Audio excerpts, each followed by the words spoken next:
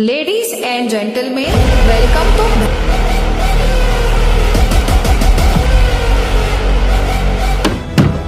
नमस्कार साथियों। तो आज आपके लिए ओके जीके का टेस्ट सीरीज हर एग्जाम के लिए गेम चेंजर हो सकता है। आपके एग्जाम के लिए गेम चेंजर हो सकता है, गेम साबित कर सकते हैं। तो आज ओके जीके के पूरे जो टेस्ट हुए हैं, पहला टेस्ट आज पूरे ओके जीके का 150 क्वेश्चन है। जितना हमसे हो सके आज उतना क्वेश्चन आज करेंगे। इस ओके जीके से पूरे 150 क्वेश्चन खान सर ने टेस्ट लिए हैं। तो आज का क्लास आपके लिए गेम चेंजर हो सकता है। अगर आप चाहते हैं कि एग्जाम में क्वेश्चन देखते ही टिक लगाते तो वीडियो को पूरा देखना ही पड़ेगा। तो चलो ओके जीके का टेस्ट सीरीज चालू करते हैं जो आपके लिए गेम चेंजर हो सकते हैं। ठीक है दोस्तों, तो चालू करते हैं। थोड़ा जूम कर लेते हैं और आपको पीडीएफ मिल जाएगा। ठीक है दोस्तों, तो पहला नंबर क्वेश्चन क्या बोल रहा है कि प्राकृतिक क्या बोल रहा है दोस्तों कि प्राकृतिक चयन द्वारा जैविक विकास का सिद्धांत किसने प्रतिपादित किया था। प्राकृतिक चयन द्वारा किसने किया था दोस्तों? तो चार्ल्स डार्विन ने। किसने किया था? चार्ल्स डार्विन ने। ठीक है दोस्तों, प्राकृतिक रूप से। अगला क्वेश्चन क्या बोल रहा है कि उत्परिवर्तन का सिद्धांत, उत्परिवर्तन का जन्मदाता कौन है? तो कौन है दोस्तों उत्परिवर्तन का सिद्धांत, जिसे अंग्रेजी में उत्परिवर्तन क्या बोलते हैं? म्यूटेशन। क्या बोलते हैं? म्यूटेशन। तो क्या होगा? डी ब्रिज होगा। ठीक है, 2 का C correct answer. 3 number question क्या बोल रहा है कि डायनासोर किस काल में रहे हैं? ठीक है, तो आपका पहला आंसर है बेलियोजोइक युग में, सेनोजोइक युग में, मेसोजोइक युग में और प्लास्टिसिन युग में। तो आपका सेंस क्या हो जाएगा? 3 का सी नंबर में, जो जोइक युग में। ठीक है, अगला क्वेश्चन देखते हैं। अगला क्वेश्चन क्या बोल रहा है कि जीवन का संघर्ष, क्या बोल रहा है? जीवन का संघर्ष आयोग की उत्तर जीविका का संबंध है। तो क्या होगा दोस्तों इसका आंसर? डार्विन वाद। क्या होगा? डार्विन वाद। ठीक है, विकास का मुख्य कारक क्या है? आपका 5 नंबर क्वेश्चन बोल रहा है कि विकास का मुख्य कारक क्या है? तो आपका पहला ऑप्शन है उत्परिवर्तन, प्राकृतिक वरण, लैंगिक जनन और हासिल किए गए हुए गुण। तो विकास का मुख्य कारक क्या हो सकता है? प्राकृतिक वरण, क्योंकि जीवन प्राकृतिक पर ही आधारित होते हैं। ठीक है, 6 नंबर क्वेश्चन क्या बोल रहा है? 6 नंबर क्वेश्चन बोल रहा है कि मैमथ पूर्वज है। मैमथ किसका पूर्वज है? तो किसका है दोस्तों? तो हाथी का पूर्वज है। 100 नंबर का क्या हो जाएगा आंसर? D number. साथ में क्या बोल रहा है कि पृथ्वी पर सबसे पुरानी जीव कौन सा है? इस पृथ्वी पर सबसे पुरानी जीव कौन सा है? तो आपका पहला आंसर क्या है दोस्तों? तो नील हरित सवाल क्या है दोस्तों? पृथ्वी पर सबसे पुरानी जीव है, याद कर रखना। ठीक है, 7 का क्या हो जाएगा? ए नंबर। 8 में क्या बोल रहा है कि विकास के उत्परिवर्तन का सिद्धांत प्रतिपादन किसने किया था? तो किसने किया था? तो हुगो दू ब्रिज। आपको सिर्फ ब्रिज ना याद रखना है। ठीक है, हुगो दू ब्रिज ने किया था। ठीक है दोस्तों, उत्परिवर्तन सिद्धांत जिसे अंग्रेजी में क्या बोलते हैं? म्यूटेशन बोलते हैं। क्या बोलते हैं? म्यूटेशन। ठीक है, आगे देखते हैं आगे क्या बोल रहे हैं। 9 नंबर क्वेश्चन। 9 नंबर क्वेश्चन बोल रहा है कि विकास का मुख्य कारक क्या है? दोहरा दिया गया है क्वेश्चन, तो कोई बात नहीं। क्या होगा? प्राकृतिक वरण के होगा। क्या होगा? D number. 10 नंबर क्वेश्चन क्या बोल रहा है कि डार्विन द्वारा प्रस्तुत प्राकृतिक वर्णवाद निम्न में से किस पर आधारित है? ठीक है दोस्तों, तो आपका पहला ऑप्शन है ऑपर पर्यवेक्षण, struggle for active station and variation. C में बोल रहा है सर्वाइवल ऑफ द फिटेस्ट। तो इसका क्या हो जाएगा आंसर? इनमें से सभी, यूट्यूब इनसे सभी है। ठीक है दोस्तों, आगे देखते हैं। 11 नंबर क्वेश्चन क्या बोल रहा है कि लेमार्कवाद का मूल सिद्धांत क्या है? तो लेमार्कवाद ने जो सिद्धांत दिया था, क्या दिया था? कि बाहरी लक्षण पे। तो बाहरी लक्षण किस में है दोस्तों? तो बी में उपार्जित लक्षण। क्या हो जाएगा? 11 नंबर का बी नंबर आंसर। ठीक है दोस्तों, अगला क्वेश्चन देखते हैं।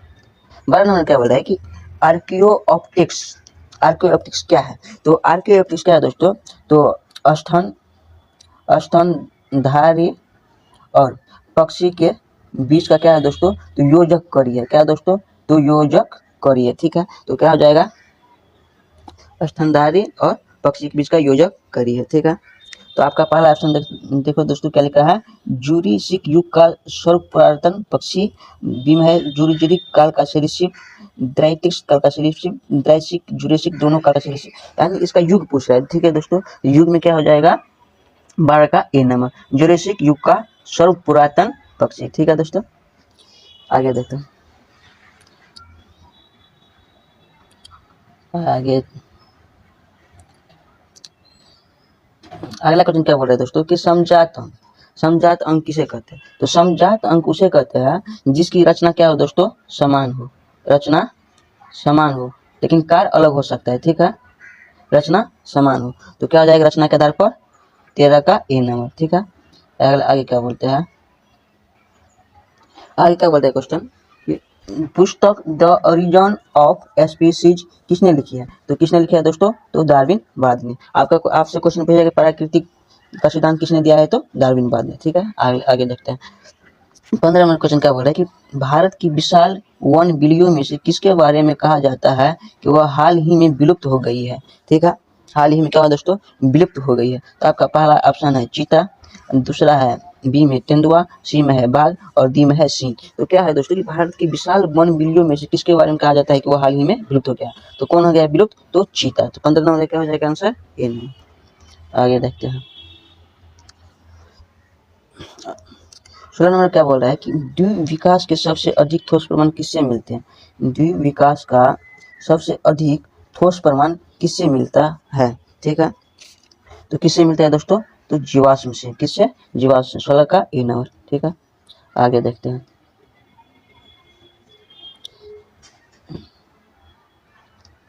आगे क्या बोल रहा है कि नव डार्विनवाद के अनुसार, किसके अनुसार? नव डार्विनवाद के अनुसार कौन सा कारक जैव विकास के लिए जिम्मेदार है? कौन सा कारक जैव विकास के लिए जिम्मेदार है? आपका पहला ऑप्शन है उत्परिवर्तन, दूसरा है बी में लाभदायक विभिन्नताएं, तीसरा है सी में संस्करण और डी में उत्परिवर्तन एवं प्राकृतिक चयन। तो क्या हो जाएगा दोस्तों? उत्परिवर्तन और प्राकृतिक चयन। नव डार्विनवाद के अनुसार जैव विकास के लिए जिम्मेदार कौन है दोस्तों?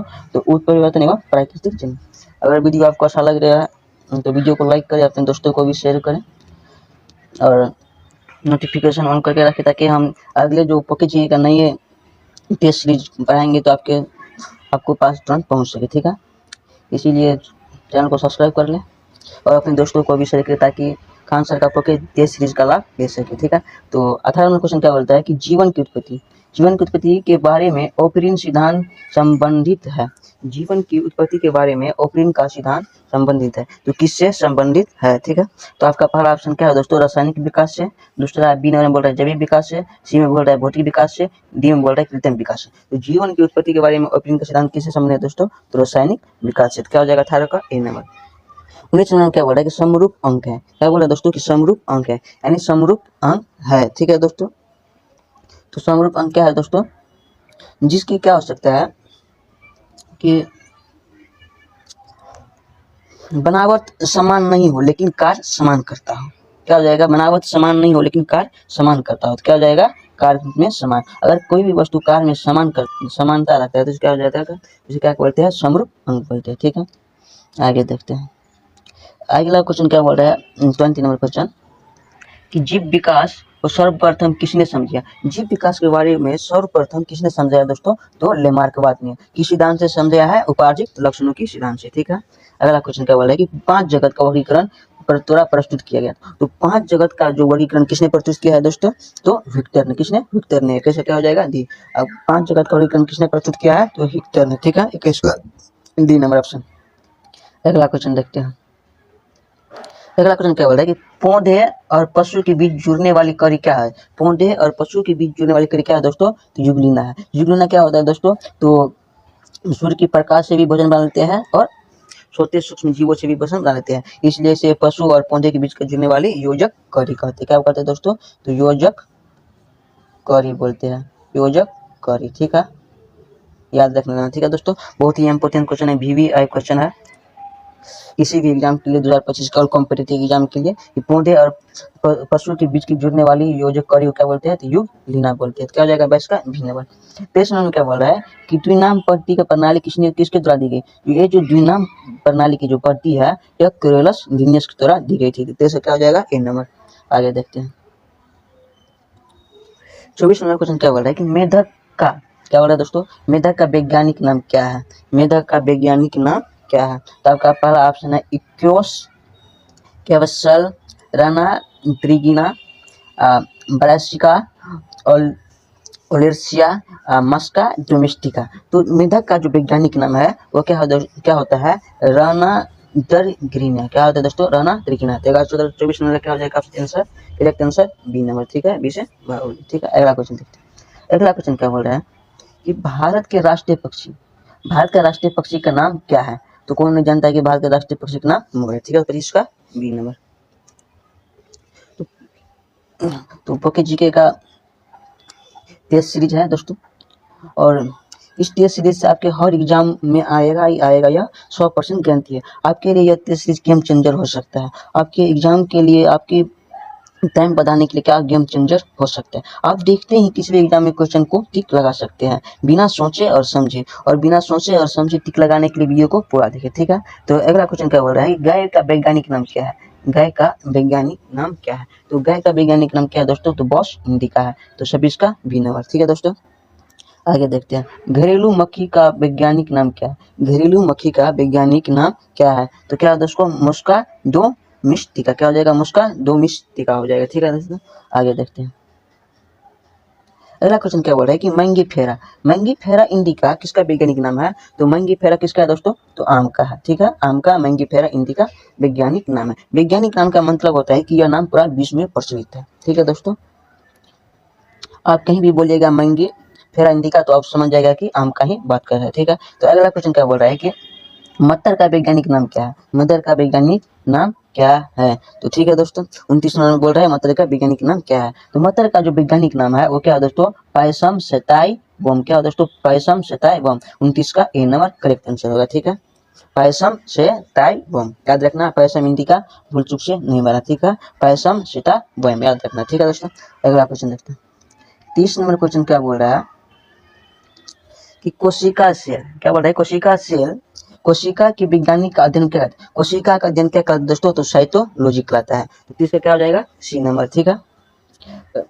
31 नंबर क्वेश्चन क्या बोल रहा है, किस ब्रिटिश वैज्ञानिक ने 1665 में कोशिका की खोज की थी? तो किस ब्रिटिश वैज्ञानिक 1665 में कोशिका की खोज की थी? तो क्या हो जाएगा दोस्तों? Robert Hooke. क्या हो जाएगा? Robert Hooke. लिवन हुक किसने किया था दोस्तों? तो सूक्ष्मदर्शी की खोज किया था। और फ्लेमिंग ने किसने किया था? तो कोशिका विभाजन किया था। और रॉबर्ट बोरन ने केंद्र का खोज किया था 1835 में, ठीक है। 32 में क्वेश्चन क्या बोल रहा है,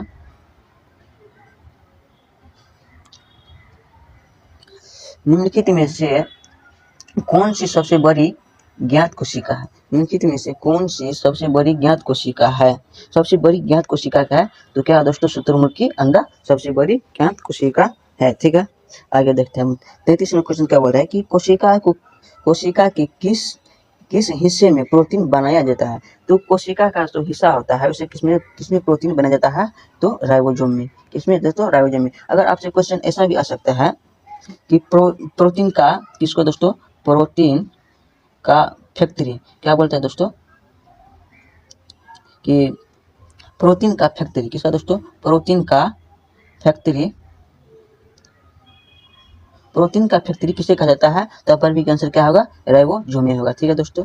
तो तब पर भी आंसर क्या होगा? राइबोसोम होगा, ठीक है।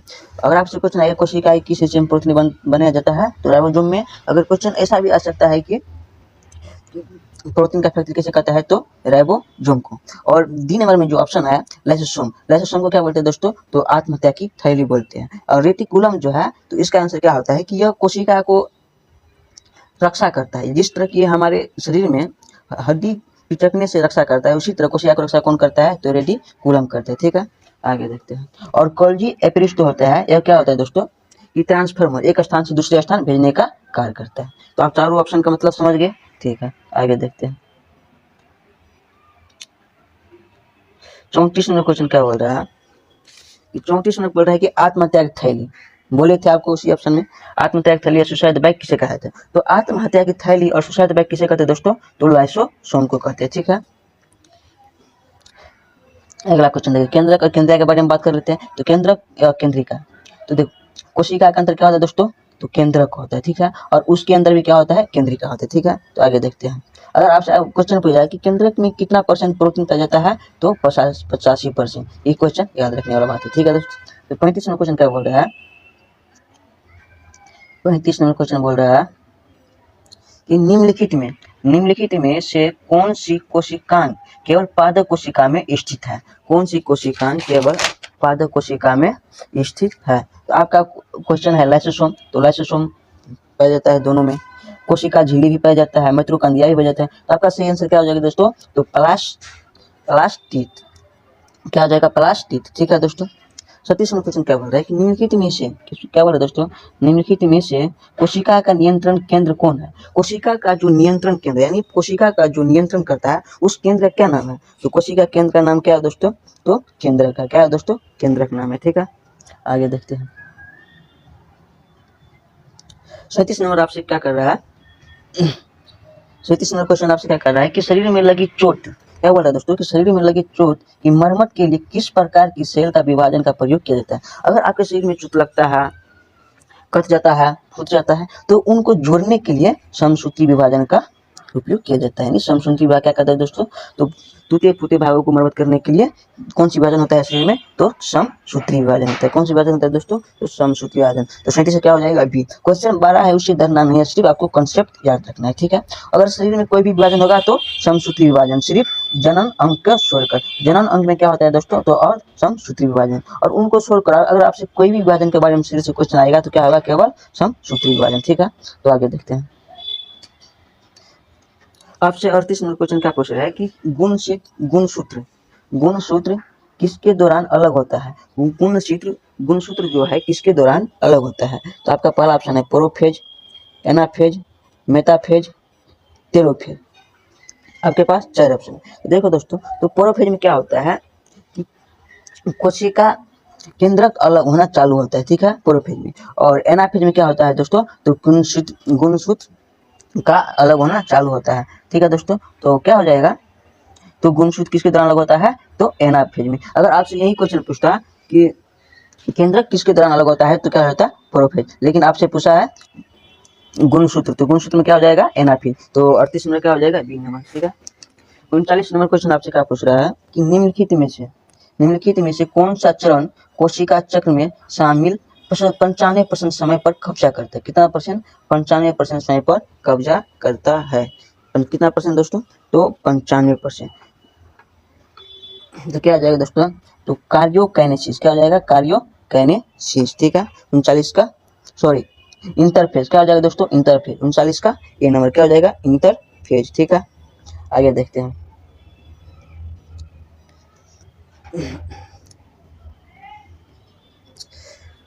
जब तक वीडियो को लाइक करो और अपने दोस्तों को भी शेयर करें, क्योंकि आपके जो हम आज पढ़ा रहे हैं पॉकेट जीके का टेस्ट सीरीज आपके हर एग्जाम के लिए गेम चेंजर हो सकता है। आपके भविष्य को तुरंत चेंज कर सकता है। हर एग्जाम में यही से क्वेश्चन आएगा। आप चाहते हैं कि हमारे भविष्य में भी कभी गेम चेंजर आए और गेम चेंजर से मुकाबला करने की पावर हो, तो पॉकेट जीके का टेस्ट सीरीज आपको पूरा करना ही पड़ेगा। ठीक है, तो 40 नंबर क्वेश्चन क्या बोल रहा है कि समसूत्री विभाजन। क्या बोल रहा है दोस्तों? समसूत्री विभाजन के फलस्वरूप मातृ कोशिका से कितनी पुत्री कोशिका का निर्माण होता है? तो समसूत्री विभाजन में के फलस्वरूप मातृ कोशिका से कितनी पुत्री कोशिका का निर्माण होता है? तो क्या होता है दोस्तों? तो सिर्फ 2 कोशिका का निर्माण होता है। और वहीं देख लो दोस्तों कि अर्धसूत्री विभाजन का बात करें तो अर्धसूत्री विभाजन में कितना है दोस्तों? तो 4 होता है। क्या होता है? 4। तो आप याद रखना कि समसूत्री विभाजन में 2 होता है और अर्धसूत्री विभाजन में 4 होता है। ये दोनों याद रखना। ठीक है दोस्तों, आगे देखते हैं। अगला नंबर क्वेश्चन क्या बोल रहा है कि 42 नंबर क्वेश्चन कि अर्धसूत्री विभाजन। क्या बोल रहा है दोस्तों? अर्धसूत्री विभाजन काई कोशिका में होता है? तो नहीं होता है। काई कोशिका में क्या दोस्तों होता है? कौन सा विभाजन होता है? तो समसूत्री विभाजन होता है। ठीक है, बी नंबर आपका ऑप्शन है कि जनन कोशिका। तो जी हाँ दोस्तों, तो जनन कोशिका में क्या होता है दोस्तों? तो अर्धसूत्री विभाजन होता है। तो 42 का बी नंबर आपका करेक्ट आंसर है। ठीक है, उसी तरह 43 नंबर क्वेश्चन आपसे क्या पढ़ रहा है? आप हंसते रहिए, मुस्कुरा के क्लास करिए, क्योंकि आप डरने का कोई बात नहीं है कि यहाँ से क्वेश्चन नहीं आएगा, ये हो ही नहीं सकता है। आप चाहे रेलवे हो, एसएससी हो, पीसीएस हो, बिहार पुलिस, किसी भी एग्जाम की तैयारी कर रहा है तो आपके हर एग्जाम के लिए जीके जीएस का यह पॉलिटिकल और बायोलॉजी का टेस्ट आपके लिए एग्जाम का गेम चेंजर हो सकता है। आप एग्जाम का गेम बदल सकते हैं। अगर आप पैसा को उछाल लीजिएगा तो आपको हेड भी अपना है और तेल भी अपना है। आपको ऐसा समय आ जाएगा यस टेस्ट सीरीज के साथ। ठीक है दोस्तों, तो आपके लिए गेम चेंजर है। जब भाग बदलता है कि जब भाग बदलता है तो हेड भी मेरा और तेल भी मेरा। तो आपसे हम वादा करते हैं कि आप पॉकेट जीके का टेस्ट सीरीज पूरा कवर करिए। आपका हेड भी होगा, आपका तेल भी होगा, आपका जीत भी होगा। ठीक है दोस्तों, तो इसी हार और जीत के साथ 42 नंबर क्वेश्चन क्या बोल रहा है कि 42 नंबर क्वेश्चन कि अर्धसूत्री विभाजन पढ़ा दिया है। आप 43 नंबर क्वेश्चन क्या बोल रहा है कि शहद का प्रमुख घटक है। क्या दोस्तों? शहद का प्रमुख घटक है। ठीक है, सदस्य का शहर का प्रमुख होता क्या है दोस्तों, तो फ्रक्टोज है। और इससे यह देखो जितना भी कोच लगा है, कोस टोज, ये सब क्या है दोस्तों, तो कार्बोहाइड्रेट है। क्या है, कार्बोहाइड्रेट है। ठीक है, आगे देखते हैं। तो शहद का प्रमुख होता क्या है दोस्तों, तो फ्रक्टोज है। ठीक है दोस्तों, आगे देखते हैं 44 नंबर क्वेश्चन। 44 नंबर क्वेश्चन क्या बोल रहा है कि निम्नलिखित में कौन सी शर्करा, क्या बोल रहा है, कौन सी शर्करा तत्काल ऊर्जा प्रदान करती है, तत्काल ऊर्जा प्रदान करती है। ठीक है, तो क्या हो जाएगा दोस्तों, ग्लूकोज। ग्लूकोज हमको क्या देता है, शरीर में ऊर्जा देता है। ठीक है, 45 नंबर क्वेश्चन क्या बोल रहा है कि प्रोटीन बनाने के लिए कितने एमिनो अम्ल का आवश्यक होता है, प्रोटीन बनाने के लिए कितने एमिनो अम्ल का आवश्यक होता है, तो प्रोटीन बनाने के लिए 20 एमिनो अम्ल का आवश्यक होता है। तो 45 नंबर क्या हो जाएगा, सी नंबर करेक्ट आंसर। ठीक है, आगे क्या बोल रहा है कि 46 नंबर क्वेश्चन कि प्रोटीन को निम्नलिखित में से क्या माना जाता है, प्रोटीन को निम्नलिखित में से क्या माना जाता है, तो शरीर का निर्माण करने वाला। क्या बोल रहा है दोस्तों, शरीर का निर्माण करने वाला। शरीर को निर्माण करने वाला किसे माना जाता है, तो प्रोटीन को माना जाता है। ठीक है, आगे देखते हैं। 47 नंबर क्वेश्चन क्या बोल रहा है कि निम्नलिखित में से किसमें प्रोटीन का सबसे अधिक स्रोत पाया जाता है, सबसे अधिक प्रोटीन स्रोत किसमें पाया जाता है। ठीक है, तो किसमें पाया जाता है, आपका पहला ऑप्शन है उड़द, बी में है चना, सी में है मटर और डी में है सोयाबीन। तो प्रोटीन सबसे अधिक किसमें पाया जाता है, तो दाल में पाया जाता है। ये बात तो याद है कि प्रोटीन किस मात्रा सबसे अधिक किसमें होता है, तो दाल में होता है।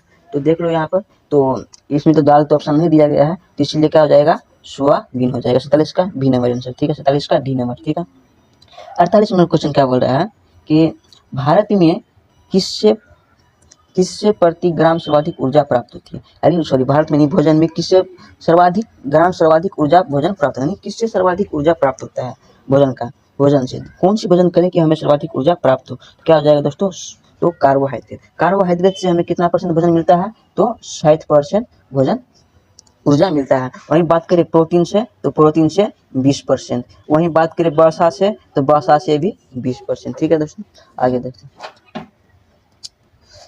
49 नंबर क्वेश्चन क्या बोल रहा है कि उपस्थित तथा हड्डियों के निर्माण में, क्या बोल रहे हैं दोस्तों, कि उपस्थित तथा हड्डियों के निर्माण और संपोषण में आवश्यक तत्व होता है। उपस्थित और हड्डियों के निर्माण में संपोषण में आवश्यक तत्व होता है, क्या होता है दोस्तों, तो आपका पहला ऑप्शन है एन मैग्नीशियम, बी में है कैल्शियम, सी में है जिंक और डी में है सिलिकॉन। तो 49 से क्या हो जाएगा, तो कैल्शियम। हड्डियों में क्या होता है अधिकतर दोस्तों, तो कैल्शियम होता है। ठीक है, कैल्शियम होता है। 40 नंबर क्वेश्चन क्या बोल रहा है दोस्तों कि पालक के पत्तों में किसकी मात्रा सर्वाधिक होती है, तो पालक का जो पत्ता है उसमें सर्वाधिक किसकी मात्रा होती है, तो आयरन का। ठीक है दोस्तों, तो आयरन का। तो आज हम वीडियो को ज़्यादा लंबा नहीं करेंगे। ठीक है, पूरे पॉकेट जीके का 150 क्वेश्चन है। ठीक है दोस्तों, पॉकेट जीके का पूरे 150 क्वेश्चन है। तो हम यह 150 क्वेश्चन आपको तीन भागों में पढ़ाएंगे। ठीक है, तो आज आपको पहला वीडियो में सिर्फ पॉकेट जीके का 50 क्वेश्चन मिलेगा, फिर आपको अगला में 50 से 100 तक मिलेगा, और फिर अगला वीडियो में आपको 50 से 150 तक मिलेगा। ठीक है, इस तरह से आपको इस पॉकेट जीके का टेस्ट सीरीज का पहला का हर सोल्यूशन मिल जाएगा। यानी फर्स्ट वीडियो में कितना 1 से लेकर 50 तक, सेकेंड वीडियो में 50 से 100 तक, और थर्ड वीडियो में 100 से लेकर 150 तक क्वेश्चन कराएंगे। इस तरह से हमारे पॉकेट जीके का जो पहला बायोलॉजी और पॉलिटी का जो टेस्ट सीरीज है यह समाप्त हो जाएगा। और बात करते हैं अब आपको यह पीडीएफ कहाँ मिलेगा, तो दोस्तों पीडीएफ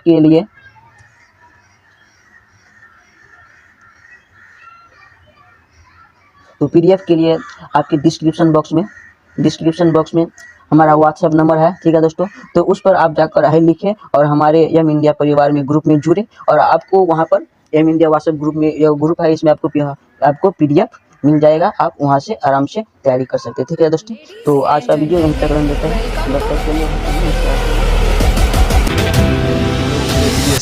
मेरे प्रिय साथी, तो ये पॉकेट जीके टेस्ट सीरीज का सेकेंड पार्ट है। ठीक है, तो फर्स्ट पार्ट आप लोग जरूर देखिएगा। फर्स्ट पार्ट का वीडियो हमने बनाए हैं, डाल दिए हैं। या इस वीडियो को देखने से पहले वो पहले वाला वीडियो देख लीजिए, आप देखिएगा ज़रूर आप लोग, क्योंकि अभी एनटीपीसी का जो एग्ज़ाम होगा 20 दिन है बचा हुआ, जल्दी से आप लोग टेस्ट सीरीज का वीडियो देख लीजिए। पूरा यही पॉकेट जीके से ही आएगा। पॉकेट जीके का टेस्ट सीरीज ये है, इससे भी मिलेगा, देख लीजिए आप लोग, वीडियो ज़रूर देखिए। ठीक है, तो ज़्यादा देर नहीं लेंगे, समय नहीं लेंगे, चलिए चलते हैं, क्वेश्चन के साथ बने रहिए। चलिए पहले वाला वीडियो देख लीजिए, डाल दिए हैं। चलिए नेक्स्ट चलते हैं, 51 से चालू करेंगे।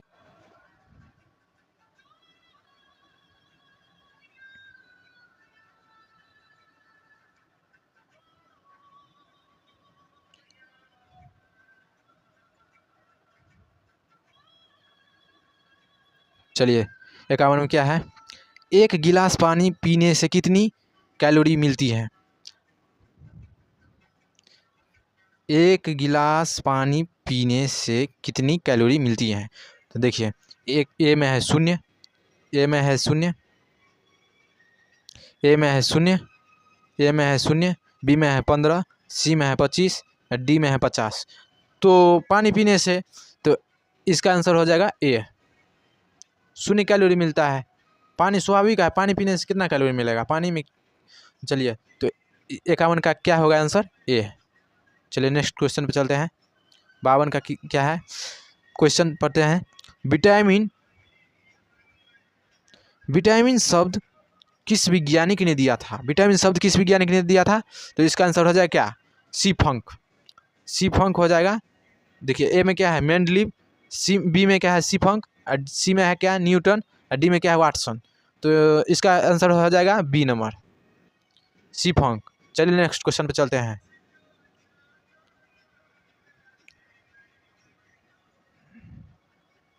चलिए 53 में कौन विटामिन जल में घुलनशील होता है।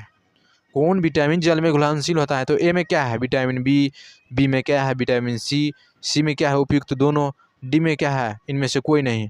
तो कौन विटामिन जल में घुलनशील होता है। तो विटामिन बी भी होता है जल में घुलनशील, बी भी होता है जल में घुलनशील, सी भी होता है जल में घुलनशील। तो इसका आंसर हो जाएगा सी, उपयुक्त दोनों। इस कौन विटामिन जल में घुलनशील होता है, तो उपयुक्त दोनों हो जाएगा। नेक्स्ट क्वेश्चन पे चलते हैं। 54 में क्या बोल रहा है, 54 में क्या है देख लेते हैं। नींबू में कौन सा विटामिन पाया जाता है। नींबू में कौन सा विटामिन पाया जाता है, vitamin A, vitamin B, vitamin C, vitamin D. तो नींबू में कौन सा विटामिन पाया जाता है, विटामिन सी पाया जाता है, विटामिन सी पाया जाता है। तो विटामिन सी पाया जाता है। नेक्स्ट क्वेश्चन पे चलते हैं। विटामिन सी का रासायनिक नाम क्या है। विटामिन सी का रासायनिक नाम क्या है। तो देखिए विटामिन सी का रासायनिक नाम क्या है। ए में है रेटिनॉल, बी में है एस्कॉर्बिक एसिड, और सी में है कैल्सीफेरॉल, और डी में है टेकोफेरॉल। तो देखिए साथी, विटामिन ए का नाम है रेटिनॉल, ठीक है। इसका हो जाएगा विटामिन सी का एस्कॉर्बिक एसिड, विटामिन डी का कैल्सीफेरॉल, ठीक है। चलिए टेकोफेरॉल, हाँ टेकोफेरॉल विटामिन ई का हो जाएगा। चलिए तो आप लोग जल्दी से इसका आंसर बता दीजिए, विटामिन सी का रासायनिक नाम क्या होगा। विटामिन सी का रासायनिक नाम होगा एस्कॉर्बिक एसिड, ठीक है। तो इसका आंसर क्या हो जाएगा, बी, आंसर बी हो जाएगा, ठीक है। चलिए नेक्स्ट क्वेश्चन पे चलते हैं। नेक्स्ट क्वेश्चन पे चलते हैं।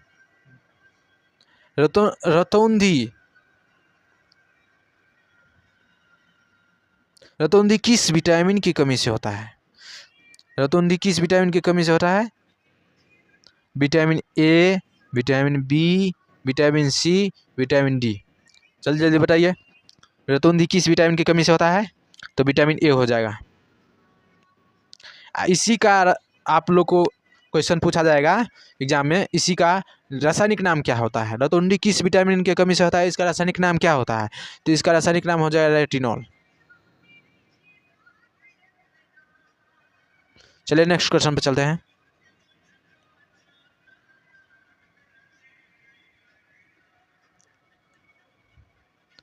चलिए नेक्स्ट क्वेश्चन क्या है, नपुंसकता या बंध्यता किस विटामिन के कारण होता है। नपुंसकता या बंध्यता किस विटामिन की कमी के कारण होता है।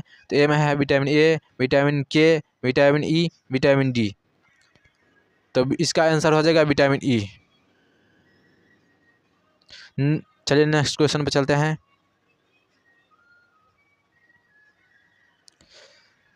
रोग 58 का क्वेश्चन क्या है? रोग पैलाग्रा निम्न में से किसकी कमी के कारण होता है? रोग पैलाग्रा निम्न में से किसकी कमी के कारण होता है? रोग पैलाग्रा निम्न में से किसकी कमी के कारण होता है? Niacin, vitamin B5, vitamin riboflavin, vitamin B2। जल्दी आंसर बताइए क्या होगा? इसका आंसर हो जाएगा ए, नियासिन। 58 का क्या होगा आंसर? नियासिन। चलिए 59 में देखते हैं। 59 में क्या है? 59 में क्या है देखते हैं। 59 का क्वेश्चन देखते हैं। विटामिन सी का सबसे अच्छा स्रोत क्या है? ए में है मांस, बी में है दूध, आंवला, गाजर। विटामिन सी का सबसे अच्छा स्रोत किसको माना जाता है? जल्दी क्वेश्चन बताइए, आंसर बताइए क्वेश्चन का।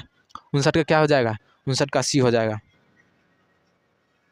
59 का सी दूध हो जाए, अरे सॉरी, आंवला हो जाएगा। विटामिन सी का सबसे अच्छा स्रोत किसको माना जाता है? आंवला को। चलिए नेक्स्ट क्वेश्चन पे चलते हैं। स्कर्वी रोग 60 का क्वेश्चन क्या होगा? स्कर्वी रोग किस विटामिन की कमी के कारण होता है? ए में है vitamin A, vitamin B, vitamin C, vitamin D. Scurvy रोग किस विटामिन की कमी का कारण होता है? तो 60 का आंसर क्या हो जाएगा? सी, विटामिन सी के कमी से स्कर्वी रोग होता है। 61 क्वेश्चन क्या है? 61 में क्या है?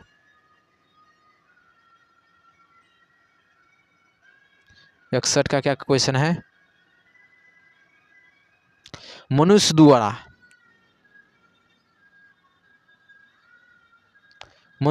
मूत्र में आमतौर पर उत्सर्जित होने वाला विटामिन है। मनुष्य द्वारा मूत्र में आमतौर पर उत्सर्जित होने वाला विटामिन है। तो 61 का क्या हो जाएगा answer? Vitamin A, vitamin C, vitamin K, vitamin D. क्या होगा आंसर? 61 का बताइए जरूर जल्दी। विटामिन के हो जाएगा। क्या होगा? विटामिन के। मनुष्य द्वारा मूत्र में आमतौर पर उत्सर्जित होने वाला विटामिन विटामिन के होगा। चलिए नेक्स्ट क्वेश्चन पे चलते हैं। 62 पर।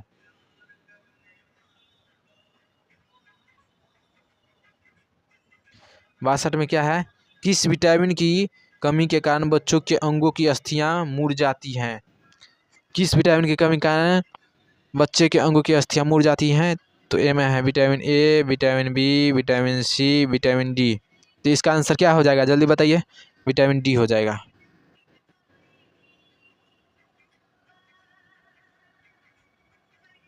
चलिए नेक्स्ट क्वेश्चन पे चलते हैं। विटामिन डी होगा इसका आंसर। 63 में क्या है?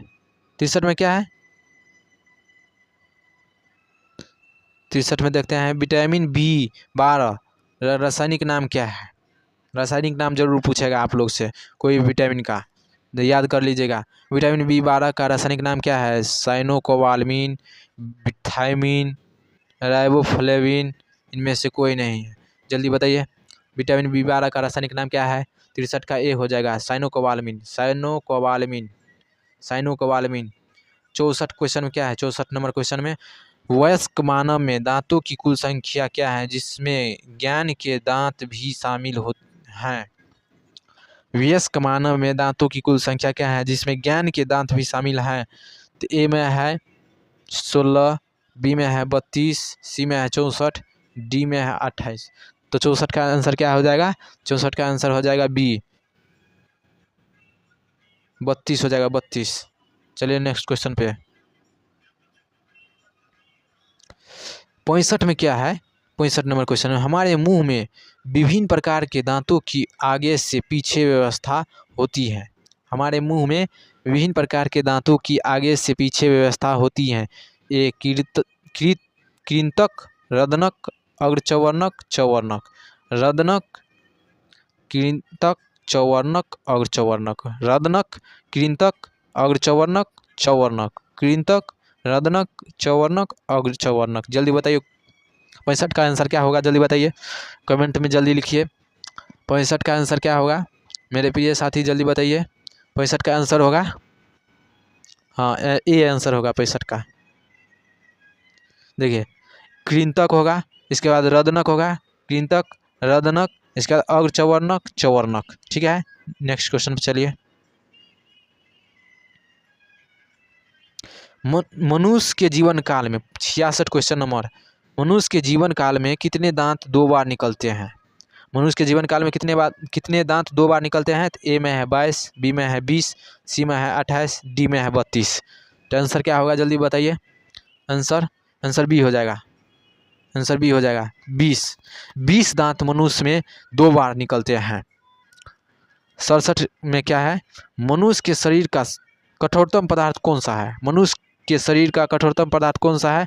केराटिन, हड्डी, दांत का एनेमल और एमिनो अम्ल।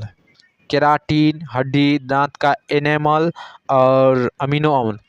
67 का आंसर क्या होगा? 67 का आंसर सी होगा। 67 का आंसर सी होगा। सी में क्या है? दांत का एनामल। मनुष्य के शरीर का कठोरतम पदार्थ कौन सा है? दांत का एनामल।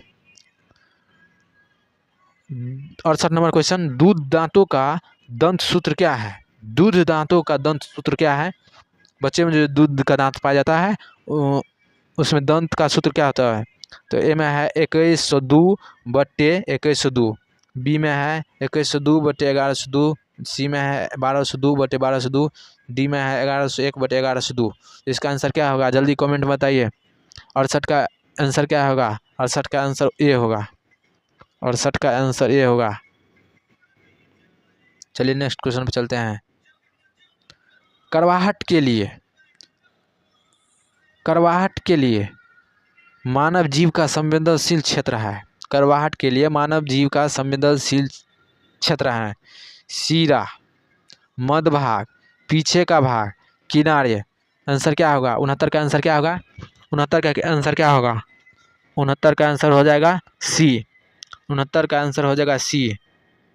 पीछे का भाग जो होता है करवाहट होता है, मध्य भाग मीठा होता है। ठीक है, चलिए नेक्स्ट क्वेश्चन पे चलते हैं। नेक्स्ट क्वेश्चन पे चलते हैं। 70 नंबर आंसर क्या बोल रहा है? 70 नंबर क्वेश्चन,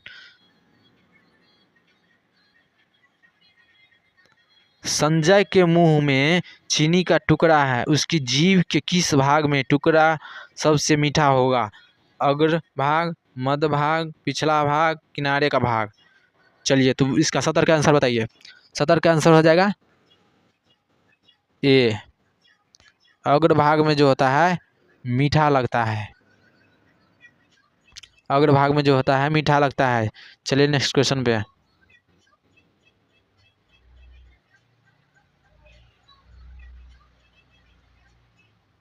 वायवीय शोषण क्या है? वायवीय शोषण क्या है? 87 में क्या है? वायवीय शोषण क्या है? ए में आणविक ऑक्सीजन के बिना शोषण, त्वचा के माध्यम से शोषण, ऑक्सीजन की उपस्थिति में शोषण, गलफड़ों के माध्यम में शोषण। गलफड़ों के माध्यम में शोषण। गलफड़ों के माध्यम में शोषण। ओ, गलफड़ों के माध्यम में शोषण।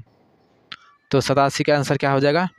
इसका सी होगा। वायवीय शोषण क्या है? ऑक्सीजन की उपस्थिति में शोषण। आंसर सी होगा। ऑक्सीजन की उपस्थिति में शोषण, वायवीय शोषण, ऑक्सीजन की अनुपस्थिति में शोषण और वायवीय शोषण होगा। ठीक है, चलिए नेक्स्ट क्वेश्चन पर चलते हैं।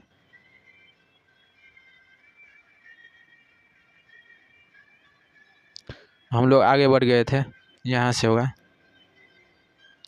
मानव जीव में औसतन कितने स्वाद बर्ड्स मौजूद होते हैं? मानव जीव में औसतन कितने स्वाद बर्ड्स मौजूद होते हैं? ए में है 2000 से 8000, बी में है 5000 से 10000, 50,000 से 10,000, 1 मिलियन से 10 मिलियन, 10 मिलियन से अधिक। क्या होगा आंसर? 71 का बताइए जल्दी। ए हो जाएगा आंसर ए। 2000 से 8000 होता है। मानव जीव में औसतन कितने स्वाद बर्ड मौजूद होते हैं? 2000 से 8000। चलिए 72 नंबर क्वेश्चन क्या बोल रहा है? मानव पाचन तंत्र में डॉट डॉट पीत स्रावित करता है। मानव पाचन तंत्र में डॉट डॉट पीत स्रावित करता है। ए में है अग्नाशय, बी में है अमाशय, सी में है यकृत, छोटी आंत।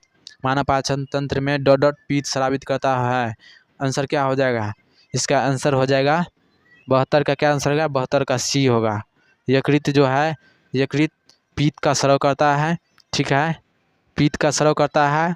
पित्त कहाँ जाकर जमा होता है, पित्ताशय में, पित्ताशय में जाकर पित्त का जमा होता है। पित्त कहाँ जाकर जमा होता है, पित्ताशय में। 73 नंबर क्वेश्चन क्या बोल रहा है, भोजन का पाचन शुरू होता है, भोजन का पाचन शुरू होता है पेट से, छोटी आंत से, बड़ी आंत से, मुख से।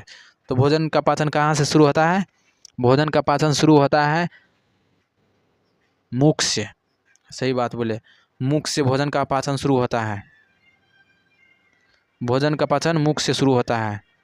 मुख से पाचन शुरू होता है, इसलिए मुख से होता है कि हमारे मुख में लार ग्रंथि पाए जाते हैं, लार ग्रंथि से 2 एंजाइम निकलता है, लाइसोजाइम और टाइलिन एंजाइम। तो लाइसोजाइम बैक्टीरिया को मारने का काम करता है, और टाइलिन जो है, टाइलिन जो एंजाइम होता है वो कार्बोहाइड्रेट को पचाने में मदद करता है, ठीक है। 74 नंबर क्वेश्चन देखते हैं। तो लार डॉट डॉट के पाचन में मदद करती है। देखिए नेक्स्ट क्वेश्चन क्या है, लार डॉट डॉट के पाचन में, लार डॉट डॉट के पाचन में मदद करती है स्टार्च, ये स्टार्च, फाइबर, प्रोटीन, वसा। तो इसका आंसर क्या हो जाएगा, वो स्टार्च, स्टार्च हो जाएगा। ए नंबर आंसर होगा इसका 74 का, 74 का ए नंबर आंसर होगा। चलिए नेक्स्ट क्वेश्चन पे चलते हैं। 75 नंबर क्या बोल रहा है, मनुष्य के पाचन तंत्र में उत्सर्जित अमीनो अम्ल कौन सा होता है, मनुष्य के पाचन तंत्र में उत्सर्जित अम्ल कौन सा होता है। सल्फ्यूरिक अम्ल, HCl जिसको बोलते हैं, सल्फ्यूरिक अम्ल H2SO4 बोलते हैं, सॉरी H2SO4 बोलते हैं इसको, सल्फ्यूरिक अम्ल को। नाइट्रिक अम्ल HNO3। बोर्ड इशू है, बोर्ड का प्रॉब्लम है थोड़ा।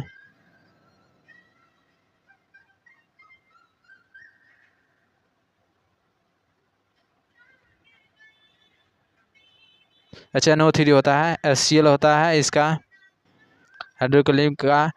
75 का आंसर क्या होगा, मनुष्य के पाचन तंत्र में हाइड्रोक्लोरिक अम्ल स्थित होता है। आंसर डी हो जाएगा 75 का। मनुष्य के पाचन तंत्र में उत्सर्जित अम्ल कौन सा होता है, हाइड्रोक्लोरिक अम्ल। 76 का क्वेश्चन क्या है, मुख में स्टार्च का शर्करा में पाचन किसके द्वारा होता है, मुख में स्टार्च का शर्करा में पाचन किसके द्वारा होता है, एमाइलेज द्वारा, टाइलिन द्वारा, पेप्सिन द्वारा, लाइपेज द्वारा। तो इसका आंसर क्या होगा, इसका आंसर हो जाएगा 76 का आंसर क्या होगा, बी, टाइलिन द्वारा। मुख में जो लार ग्रंथि है उससे 2 एंजाइम उत्सर्जित होता है ना, टाइलिन और लाइसोजाइम। लाइसोजाइम बैक्टीरिया को मारने में मदद करता है। 77 में क्या है क्वेश्चन, दूध प्रोटीन को पचाने वाला एंजाइम है, दूध प्रोटीन को पचाने वाला एंजाइम है पेप्सिन, ट्रिप्सिन, रेनिन, इरोप्सिन।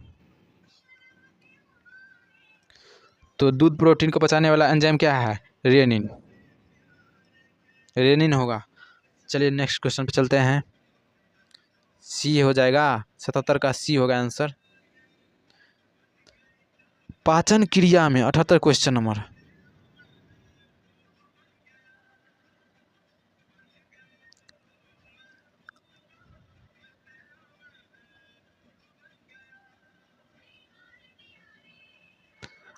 में क्या है, पाचन क्रिया में प्रोटीन निम्न में से किस पदार्थ में बदल जाते हैं, वसा, ग्लूकोज, एमिनो अम्ल, शर्करा।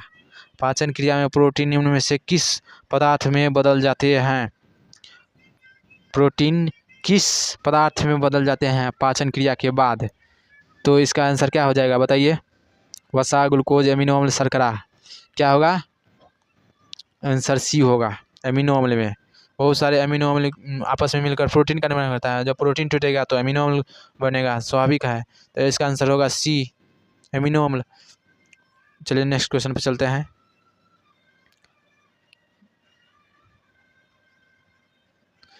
उनासी में क्या है, क्वेश्चन, मानव पाचन तंत्र में निम्न में से कौन सा एक पाचक एंजाइम नहीं है? मानव पाचन तंत्र में निम्न में से कौन सा एक पाचन एंजाइम नहीं है? Trypsin, pepsin, ptyalin, gastrin. क्या होगा answer? Trypsin, pepsin, ptyalin, gastrin. कौन सा आंसर होगा, जल्दी बताइए। मानव पाचन तंत्र में कौन सा पाचक एंजाइम नहीं होता है? तो कौन सा नहीं होता है? तो डी, गैस्ट्रिन नहीं होता है। आंसर डी हो जाएगा 79 का। 80 में क्या होगा? वसा का पाचन करने वाला एंजाइम लाइपेज निम्न में से किसके द्वारा निकलता है? वसा का पाचन करने वाला एंजाइम लाइपेज निम्न में से किसके द्वारा निकलता है? गुर्दा, यकृत, बड़ियात, अग्नाशय। क्या होगा आंसर 80 का? 80 का आंसर होगा डी, लाइपेज जो है अग्नाशय से निकलता है। 80 का डी होगा आंसर। चलिए नेक्स्ट क्वेश्चन पे चलते हैं। 81 का आंसर क्वेश्चन देखिए। 81 का क्वेश्चन देखिए। 81 में क्या है? ग्रासनली से भोजन सर्वप्रथम अमाशय के किस भाग में पहुंचता है? ग्रासनली से भोजन सर्वप्रथम अमाशय के किस भाग में पहुंचता है? पायरोलिक ग्रंथि, कार्डियक भाग, फंडिक भाग, ग्रहणी में। अमाशय का 3 भाग होता है, पता है ना? अमाशय का 3 भाग होता है। 3 भाग होता है अमाशय में, 3 भाग होता है। चलिए बताइए क्या होगा? सर्वप्रथम अमाशय के किस भाग में भोजन पहुंचता है? तो 81 का क्या होगा? बी। 81 का बी होगा आंसर। कार्डियक भाग में पहले पहुंचता है। कार्डियक, फन, पायरोलिक, कार्डियक भाग में पहुंचता है। ठीक है, नेक्स्ट क्वेश्चन पे चलते हैं। 82, अमाशय में जो भोजन रहता है उसे क्या कहते हैं? अमाशय में जो भोजन रहता है उसे क्या कहते हैं? Stomach food, digest food, chyme, bolus. क्या बोलते हैं? 82 का आंसर दीजिए। 82 का आंसर हो जाएगा काइम। अमाशय में जो भोजन रहता है उसे काइम कहते हैं। मुख में जो भोजन लार के साथ मिलता है उसे बोलस कहते हैं। ठीक है, नेक्स्ट क्वेश्चन पे चलते हैं। चलिए, श्वसन क्रिया के दौरान कौन सी गैस की मात्रा कोई परिवर्तन नहीं होता है? श्वसन क्रिया के दौरान कौन सी गैस की मात्रा में कोई परिवर्तन नहीं होता है? ए में ऑक्सीजन, बी में नाइट्रोजन, कार्बन डाइऑक्साइड, इनमें से कोई नहीं। श्वसन क्रिया के दौरान कौन सी गैस की मात्रा में कोई परिवर्तन नहीं होता है? तो इसका आंसर क्या हो जाएगा, जल्दी जल्दी बताइए। 83 का आंसर हो जाएगा बी, नाइट्रोजन में कोई परिवर्तन नहीं होगा। ऑक्सीजन जब हम श्वसन क्रिया के दौरान सांस को फेफड़े के अंदर लेते हैं तो ऑक्सीजन का वायुकोशिका में और रक्त वाहिनियों के बीच ऑक्सीजन का विनिमय हो जाता है। तो ऑक्सीजन रक्त में हीमोग्लोबिन के साथ बॉन्ड बनाकर कोशिका तक पहुंच जाता है और वहां से कोशिका से कार्बन डाइऑक्साइड को अपने साथ जोड़कर रक्त के माध्यम से कार्बन डाइऑक्साइड कहाँ आ जाती है? फेफड़े में। फेफड़े से बाहर निकल जाती है। तो ऑक्सीजन और कार्बन डाइऑक्साइड की मात्रा में परिवर्तन होते रहता है, नाइट्रोजन में नहीं होगा। चलिए, तो इसका 83 का बी आंसर होगा। चलिए नेक्स्ट क्वेश्चन पे चलते हैं। मुख्य रूप से 84 नंबर क्वेश्चन, मुख्य रूप से किसके ऑक्सीकरण द्वारा उत्पन्न ऊर्जा को श्वसन कहा जाता है? मुख्य रूप से किसके ऑक्सीकरण द्वारा उत्पन्न ऊर्जा को श्वसन कहा जाता है? वसा, प्रोटीन, कार्बोहाइड्रेट, कार्बनिक अम्ल। 84 का आंसर बोलिए। 84 का आंसर सी हो जाएगा। कार्बोहाइड्रेट के द्वारा उत्पन्न ऊर्जा को श्वसन कहा जाता है। 85 में क्या है? मनुष्य में सांस लेने की दर सामान्यतः प्रति मिनट कितनी होती है? मनुष्य में सांस लेने की दर सामान्यतः प्रति मिनट कितनी होती है? 12 से 16 बार, 60 से 75, 5 से 7, 20 से 25। आंसर क्या हो जाएगा? 85 का। 85 का ए होगा आंसर। मनुष्य में सांस लेने की दर सामान्य प्रति मिनट कितनी बार होती है? 12 से 16 बार। 12 से 16 बार होता है। श्वसन तंत्र 86 नंबर क्वेश्चन है। श्वसन तंत्र में ऑक्सीजन का आवागमन किसके कारण होता है? श्वसन तंत्र में ऑक्सीजन का आवागमन किसके कारण होता है? ग्लोब्यूलिन, हीमोग्लोबिन और प्लाज्मा बिलिरुबिन किसके द्वारा होता है? श्वसन तंत्र में ऑक्सीजन का आवागमन किसके द्वारा होता है? किसके द्वारा होता है, जल्दी बोलिएगा। तो इसका आंसर हो जाएगा बी, हीमोग्लोबिन द्वारा। ऑक्सीजन का परिवहन, आवागमन मतलब परिवहन, किसके द्वारा होता है? हीमोग्लोबिन रक्त में जो गोला रहता है, रक्त में 3 भाग होता है, रक्त का 3 भाग होता है, आरबीसी, डब्ल्यूबीसी, प्लेटलेट्स।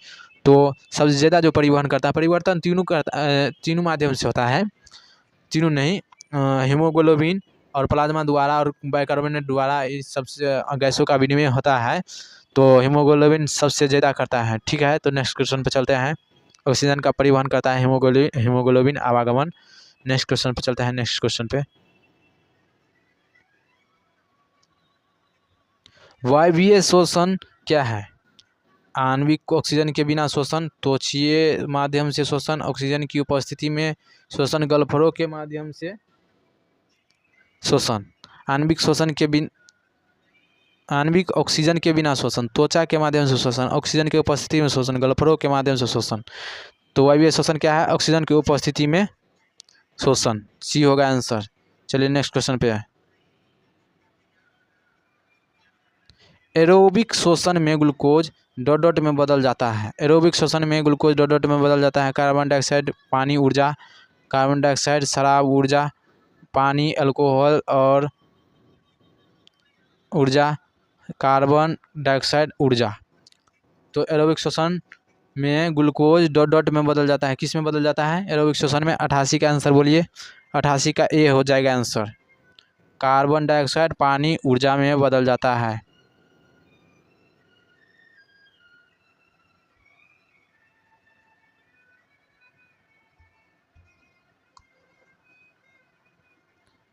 चलिए नेक्स्ट क्वेश्चन। निम्नलिखित में से क्या श्वसन प्रणाली पाचन तंत्र दोनों का हिस्सा है? निम्नलिखित में से क्या श्वसन प्रणाली पाचन तंत्र दोनों का हिस्सा है? ग्रसनी, ट्रैकिया, लैरिंक्स, उपास्थि। क्या है क्वेश्चन? ठीक से समझिए। निम्नलिखित में से क्या श्वसन प्रणाली पाचन तंत्र दोनों का हिस्सा है? मतलब क्या? श्वसन प्रणाली और पाचन तंत्र दोनों का हिस्सा है। तो इसका आंसर क्या हो जाएगा? ग्रसनी, ट्रैकिया, लैरिंक्स और उपास्थि। मतलब कॉमन है, श्वसन प्रणाली भी है, पाचन तंत्र भी है। 89 का आंसर क्या हो जाएगा? 89 का आंसर हो जाएगा, 89 का आंसर ए होगा, ग्रसनी। ग्रसनी हो जाएगा। नेक्स्ट अगला क्वेश्चन देखिए। मानव उत्सर्जन तंत्र में अपशिष्ट के निष्कासन के लिए निम्न में से चरणों के सही क्रम का चयन कीजिए। मानव उत्सर्जन तंत्र में अपशिष्ट के निष्कासन के लिए निम्न में से चरणों के सही क्रम का चयन कीजिए। मूत्राशय, विरिकक, मूत्रवाहिनी, मूत्रमार्ग। विरिकक, मूत्राशय, मूत्रवाहिनी, मूत्रमार्ग। विरिकक, मूत्रवाहिनी, मूत्राशय, मूत्रमार्ग। मूत्राशय, विरिकक, मूत्रमार्ग, मूत्रवाहिनी। तो आंसर क्या होगा 90 का? बताइए। 90 का आंसर हो जाएगा सी। 90 का आंसर हो जाएगा सी। पहले विरिकक आएगा, विरिकक, इसके बाद हो जाएगा मूत्रवाहिनी, मूत्राशय, इसके बाद मूत्रमार्ग। ठीक है, आंसर सी हो जाएगा 90 का। नेक्स्ट क्वेश्चन पे चलिए। नेक्स्ट क्वेश्चन क्या है? पक्षी होते हैं, 91 का है, पक्षी होते हैं मोनोटेलिक, यूरियोटेलिक और यूरेकोटेलिक, इन उपयुक्त में से कोई नहीं। तो क्या हो जाएगा 91 का आंसर बोलिए? पक्षी होते हैं मोनोटेलिक, यूरियोटेलिक, यूरेकोटेलिक और उपयुक्त में से कोई नहीं। तो 91 का आंसर क्या होगा? 91 का हो जाएगा सी। 91 का सी हो जाएगा आंसर। अमोनोटेलिक मछली अमोनोटेलिक जीव है। मछली क्या है? मछली अमोनोटेलिक जीव है। और यूरियोटेलिक है मानव, और यूरोकोटेलिक जो है पक्षी है।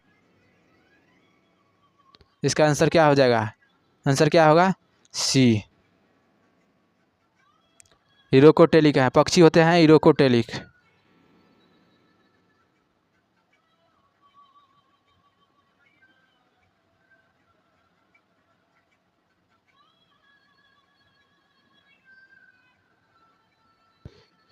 थोड़ा सी इशू आ गया था इसलिए।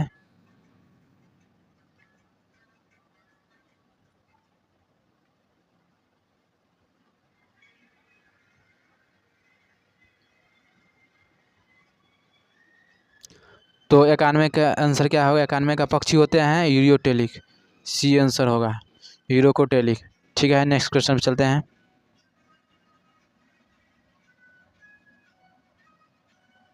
मनुष्य के 93 में क्या है, मनुष्य के वृक्क में पथरी बनता है, वसाओं के बलके से वृक्क में बालू कणों से वृक्क में प्रोटीन्स के लोकेलाइजेशन से वृक्क के पेल्विक में ऑक्सैलेट जैसे लवणों के क्रिस्टल से। देखिए क्वेश्चन ठीक से समझिए।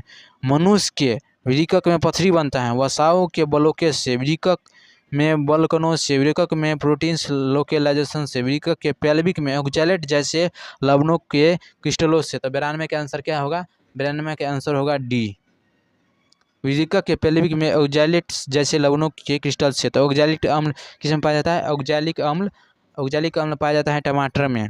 इसका आंसर हो जाएगा डी, 92 का वृक्क के पेल्विक ऑक्सैलेट जैसे लवणों के क्रिस्टल से। तो 93 नंबर क्वेश्चन पे चलिए।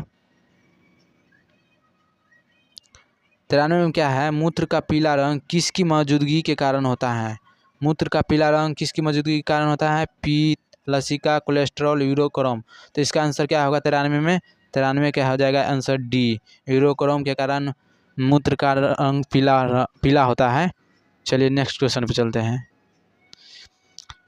93 का डी होगा, 93 का डी, मूत्र का रंग यूरोक्रोम के कारण पीला होता है। 94 नंबर, यूरिया का निर्माण होता है वृक्क में, मूत्राशय में, यकृत में, प्रोस्टेट ग्रंथि में।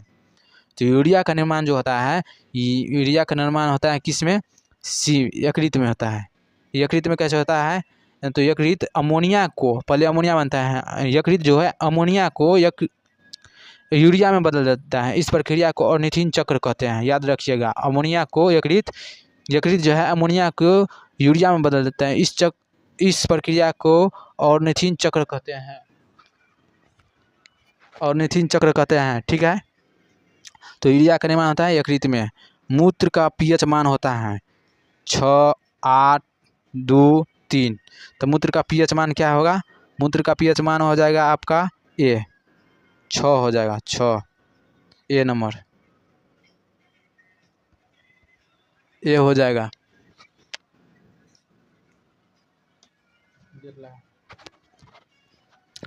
मूत्र का पीएच मान क्या होगा, 6। चलिए नेक्स्ट क्वेश्चन पे चलते हैं। वो क्वेश्चन कट जाता है। कौन सा अंग अमोनिया को उत्सर्जन के लिए यूरिया में परिवर्तित करता है। कौन सा अंग अमोनिया को उत्सर्जन के लिए यूरिया में परिवर्तित करता है, ठीक है। पहले हम बोल दिए हैं, यकृत जो है अमोनिया को यूरिया में परिवर्तित करता है। तो क्या आंसर हो जाएगा, बी नंबर। चलिए नेक्स्ट क्वेश्चन। 97 में क्या है, नेफ्रोलॉजी निम्नलिखित में से किसके अध्ययन से संबंधित है। नेफ्रोलॉजी निम्नलिखित में से किसके अध्ययन से संबंधित है। तो इसका आंसर हो जाएगा 97 का बी होगा आंसर, वृक्क से, वृक्क के अध्ययन को नेफ्रोलॉजी कहते हैं। चलिए नेक्स्ट क्वेश्चन पर चलते हैं। डायलिसिस का उपयोग डॉट डॉट रोगियों के लिए किया जाता है। ए में है फेफड़े की परेशानी, वृक्क की परेशानी, हृदयघात, जिगर के रोग। तो किसके लिए किया जाता है डायलिसिस का उपयोग, 98 का क्या हो जाएगा, 98 का बी होगा, वृक्क की परेशानी के लिए। सामान्यतः वयस्क मनुष्य के लिए डॉट डॉट चौवर्णक दांत होते हैं, 8, 12, 6, 4। तो क्या होगा 99 का बी आंसर, बी होगा। चलिए नेक्स्ट क्वेश्चन पर चलते हैं।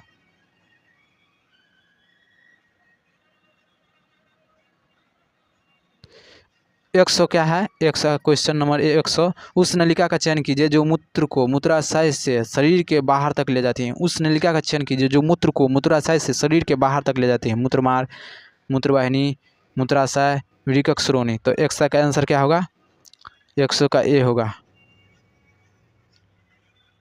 100 का ए होगा।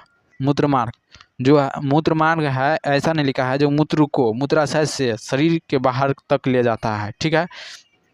तो हमारे यह जो वीडियो आप देखे हैं, यह पॉकेट जीके का टेस्ट सीरीज का वीडियो पार्ट 2 है। वीडियो पार्ट 1 देखना चाहते हैं तो हमारे चैनल इंडिया 123 पर जाइए और चैनल को सब्सक्राइब कीजिए। और पहला वीडियो अपलोड है जो आप देख लीजिए, इसके बाद ये वीडियो देखिएगा, पूरा वीडियो समझ में आएगा। तो चलिए एक शायर सुनाते हैं। कुछ लोग रास्ते ही बदल देते हैं, कुछ लोग रास्ते में बदल जाते हैं, ठीक है। कुछ लोग रास्ते ही बदल लेते हैं, कुछ लोग रास्ते में ही बदल जाते हैं। ठीक है, तो चलते हैं। ठीक है, थैंक यू वीडियो देखने के लिए। आप लोग का एनटीपीसी का एग्ज़ाम है तो देखिएगा। Ladies and gentlemen, welcome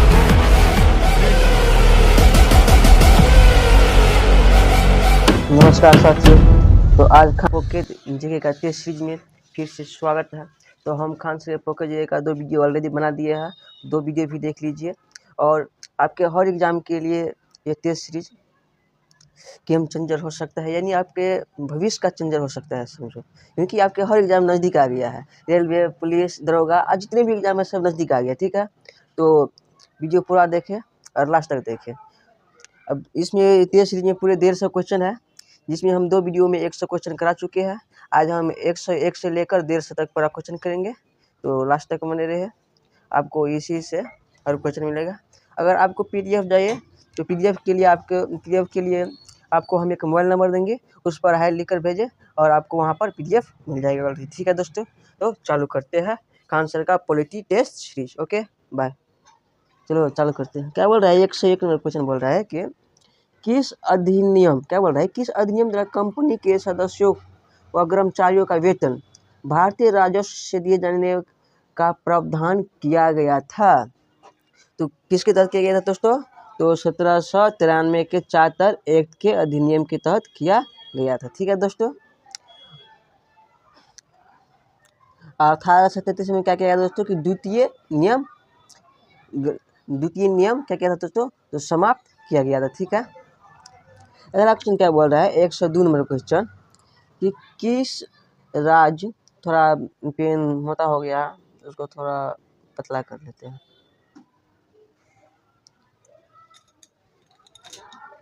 ठीक है, 102 नंबर क्वेश्चन बोल रहा है कि केंद्र और राज्य के लिए अलग अलग बजट का प्रावधान सर्वप्रथम किस अधिनियम में देखने को मिलता है? किस अधिनियम में देखने को मिलता है? तो आपका पहला ऑप्शन है भारतीय परिषद अधिनियम 1861, ये गलत है। दूसरा है भारत का शासन अधिनियम 1919, ये क्या है दोस्तों? सही है। क्या है? सही है, 1919। 102 क्या हो जाएगा? B number. और 1902 में क्या हुआ दोस्तों? तो मार्ले मिंटो सुधार हुआ था। ठीक है, याद रखना, क्वेश्चन बहुत इंपॉर्टेंट क्वेश्चन है। और वैसा भी आपके लिए मार्ले मिंटो सुधार का क्वेश्चन आ भी गया। क्या बोल रहा है 103 नंबर क्वेश्चन, किस अधिनियम को मार्ले मिंटो सुधार के नाम से जाना जाता है?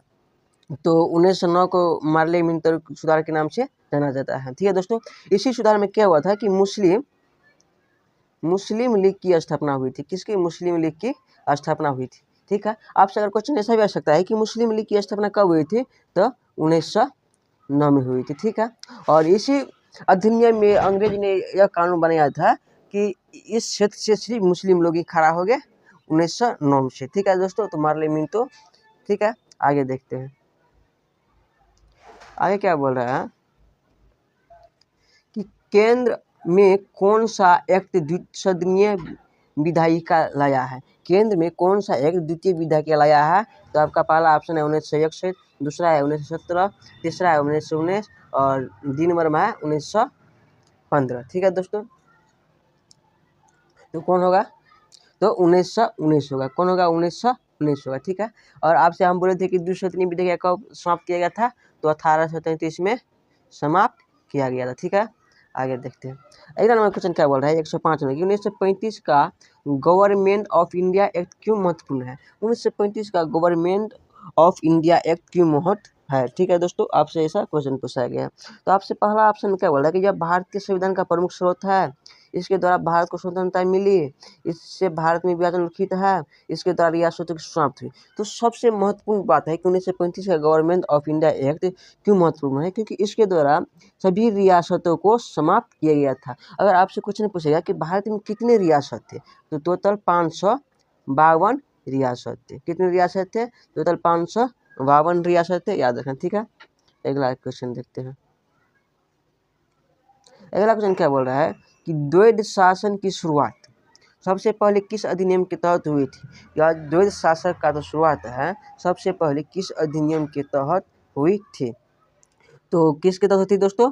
तो गवर्नमेंट ऑफ इंडियन एक्ट की तहत 1935 में, गवर्नमेंट ऑफ इंडियन एक्ट के तहत 1935 में। द्वैत शासन का मतलब ये होता है कि 1919 में सिर्फ हमारे भारतीयों को राज्य में सरकार थी, कहाँ, राज्य में सरकार बनाने की अधिकार था, ठीक है दोस्तों। और जब द्वैत शासन का मतलब ये होता है कि हमारे भारतीयों को 1935 में क्या किया दोस्तों कि हमारे भारतीय ने केंद्र और राज्य दोनों में अपना कब्जा जमा लिया कि हमारा सरकार अब केंद्र में भी होगा और राज्य में भी होगा। यानी केंद्र में कहाँ पे, अब उस समय केंद्र में कहाँ, कोलकाता में होता था केंद्र सरकार, और राज्य सरकार तो सब अलग अलग राज्य में होते थे। तो भारतीय ने क्या किया कि 1935 में अपना वर्चस्व राज्य प्लस केंद्र दोनों पर कब्जा कब कर लिया दोस्तों, तो 1935 से, ठीक है। आगे देखते हैं, तो क्या हो जाएगा 100 का D number is correct answer, ठीक है दोस्तों। आगे देखते हैं, आगे आपसे क्या बोल रहा है कि मिलान कीजिए। 107 में क्वेश्चन क्या बोल रहा है दोस्तों कि आपसे मिलान कीजिए, ठीक है। ऐसा आपसे क्वेश्चन पूछा गया है, ठीक है।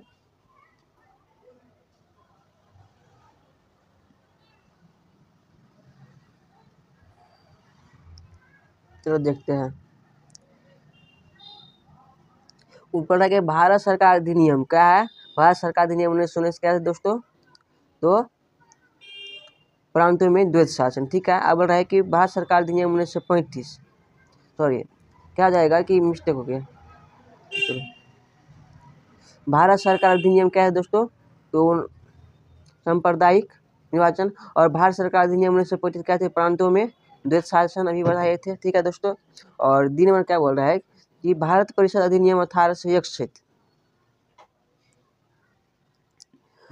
क्या है दोस्तों, तो प्रांतीय स्वायत्ता, और भारत सरकार अधिनियम 1857 क्या है दोस्तों, तो ब्रिटिश शासन की शक्ति में आया, ब्रिटिश शासन शक्ति में कब आया दोस्तों, तो 1858। इस तरह से क्या हो जाएगा दोस्तों, तो ए का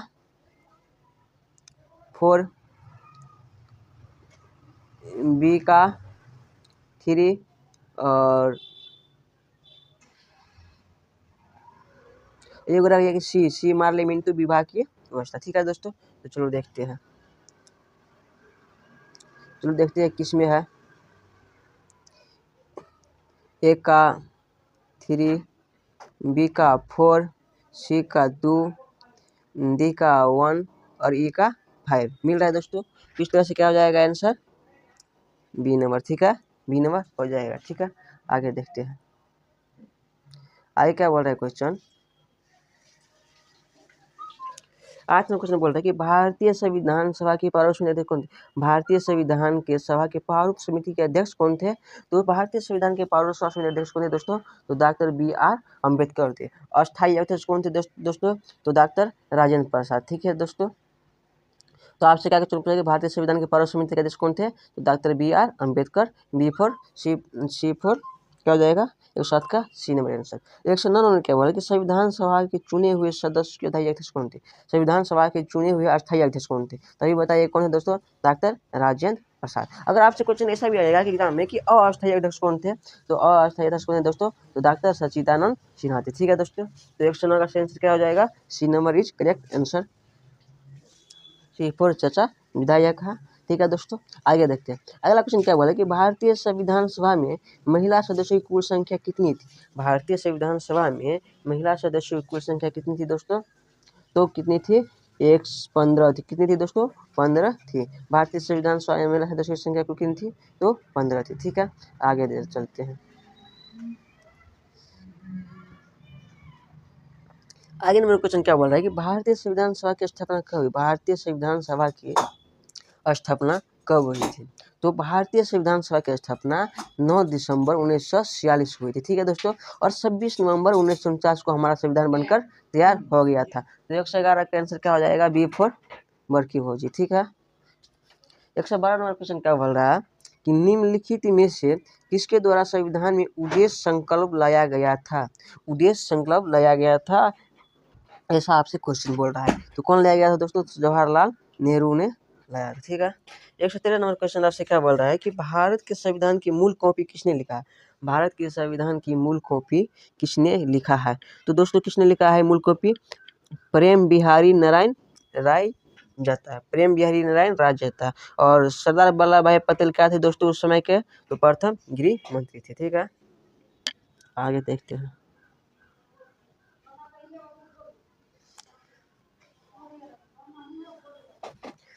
आपसे अगला क्वेश्चन क्या बोल रहा है? 114 नंबर क्वेश्चन, 14 नंबर क्वेश्चन की संविधान निर्मात्री परिषद में झंडा समिति के अध्यक्ष कौन थे? संविधान निर्मात्री में परिषद की झंडा समिति के अध्यक्ष कौन थे दोस्तों? तो डॉक्टर राजेंद्र प्रसाद। अब आपसे ऐसा भी क्वेश्चन आएगा कि सर्वप्रथम तिरंगा किसने फहराया था? तो सर्वप्रथम तिरंगा हमारे डॉक्टर राजेंद्र प्रसाद ने ही फहराए थे। अब कब फहराए थे दोस्तों? तो 1935 में ही फहराए थे, जब हम द्वैत शासन को लागू किए थे। Okay, is no question. चलो आगे देखते हैं। आगे क्या बोल रहा है कि अंतरिम मंत्रिमंडल, क्या बोल रहा है दोस्तों कि अंतरिम मंत्रिमंडल रक्षा मंत्री कौन थे? अंतरिम मंत्रिमंडल में रक्षा मंत्री कौन थे? सिंपल सी क्वेश्चन पूछ रहा है, एक लाइन का क्वेश्चन सब है। ठीक है दोस्तों, तो आपका पहला ऑप्शन क्या है कि SG भभा, जॉन मथाई, आसफ अली, आदि में है सरदार बलदेव सिंह। तो क्या आ जाएगा दोस्तों कि सरदार बलदेव सिंह हो जाएगा। ठीक है, आपके लिए बेस्ट क्वेश्चन है कि 116 नंबर क्वेश्चन, लियाकत अली खां। क्या बोले दोस्तों कि लियाकत अली खां अंतरिम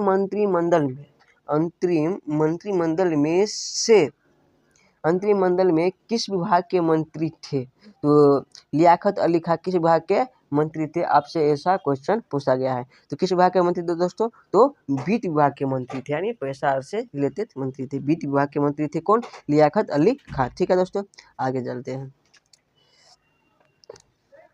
117 नंबर क्वेश्चन क्या बोल रहा है कि संविधान सभा का 10वां सत्र कब आयोजित किया गया था? यानी हमारा जो संविधान सभा का 10वां सत्र है वो कब आयोजित किया गया था?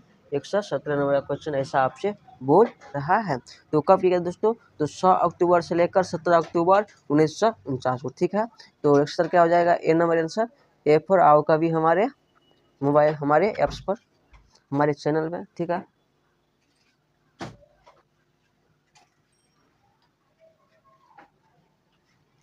निम्नलिखित में से कौन 1946 में मद्रास निर्वाचन क्षेत्र से संविधान सभा का हिस्सा बना था? 1946 में मद्रास निर्वाचन क्षेत्र से संविधान सभा का हिस्सा कौन बना था? ठीक है दोस्तों, तो आपका पहला ऑप्शन है अमू स्वामीनाथन, बी में हंसी जीवराज मेहता, कमला चौधरी, और डी में है बेगम आजम। तो क्या होगा दोस्तों? संविधान का 1946 से मद्रास निर्वाचन क्षेत्र से संविधान सभा का हिस्सा कौन बना था दोस्तों? तो अमू स्वामीनाथन। ये फॉर आओ कभी हमारे चैनल पर GK GS पढ़ने के लिए। ठीक है, आगे देखते हैं कहाँ तक हो गए। 118 तक क्वेश्चन हो गया है। चलो आगे देखते हैं। 119 क्वेश्चन, 119 नंबर प्यारे, बहुत प्यारे क्वेश्चन है दोस्तों। तो आपसे क्या बोल रहा है? प्यारे क्वेश्चन प्यारे आदमियों के लिए कि संविधान सभा की प्रारूप समिति में सदस्य होते हैं। संविधान सभा के जो प्रारूप समिति के अध्यक्ष डॉक्टर राजेंद्र प्रसाद थे, डॉक्टर भीमराव अम्बेडकर थे, उसमें कुल कितने सदस्य थे? ऐसा आपसे क्वेश्चन पूछा गया है। तो कुल कितने सदस्य थे दोस्तों? तो 7 सदस्य थे। ठीक है, अगला क्वेश्चन पूछ रहा है कि संविधान सभा के सदस्यों ने को भारत संविधान पर हस्ताक्षर किया। यानी आपसे क्वेश्चन यह पूछा गया है कि संविधान सभा के सदस्यों ने हमारे भारतीय संविधान पर कब हस्ताक्षर किए थे? ऐसा आपसे क्वेश्चन पूछा गया है। तो आपका पहला ऑप्शन है 26 नवंबर 1948, 24 जनवरी 1950, 26 नवंबर 1949, 24 जनवरी 1952। देखिए, तो हमारा सी नंबर जो आंसर है 26 नवंबर 1949 क्या था कि संविधान बनकर पूरे तैयार हो गया था। ठीक है दोस्तों, और ठीक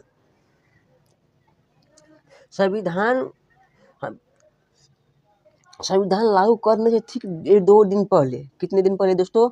ठीक 2 दिन पहले उस पर हस्ताक्षर किए गए थे। तो हमारे भारतीय संविधान कब लागू हुए थे? तो 26 जनवरी 1950, और हस्ताक्षर कब किए गए थे? 2 दिन पहले। तो क्या हो जाएगा? 24 जनवरी 1950, बी फॉर भड़की भौजी। ठीक है दोस्तों, आगे देखते हैं।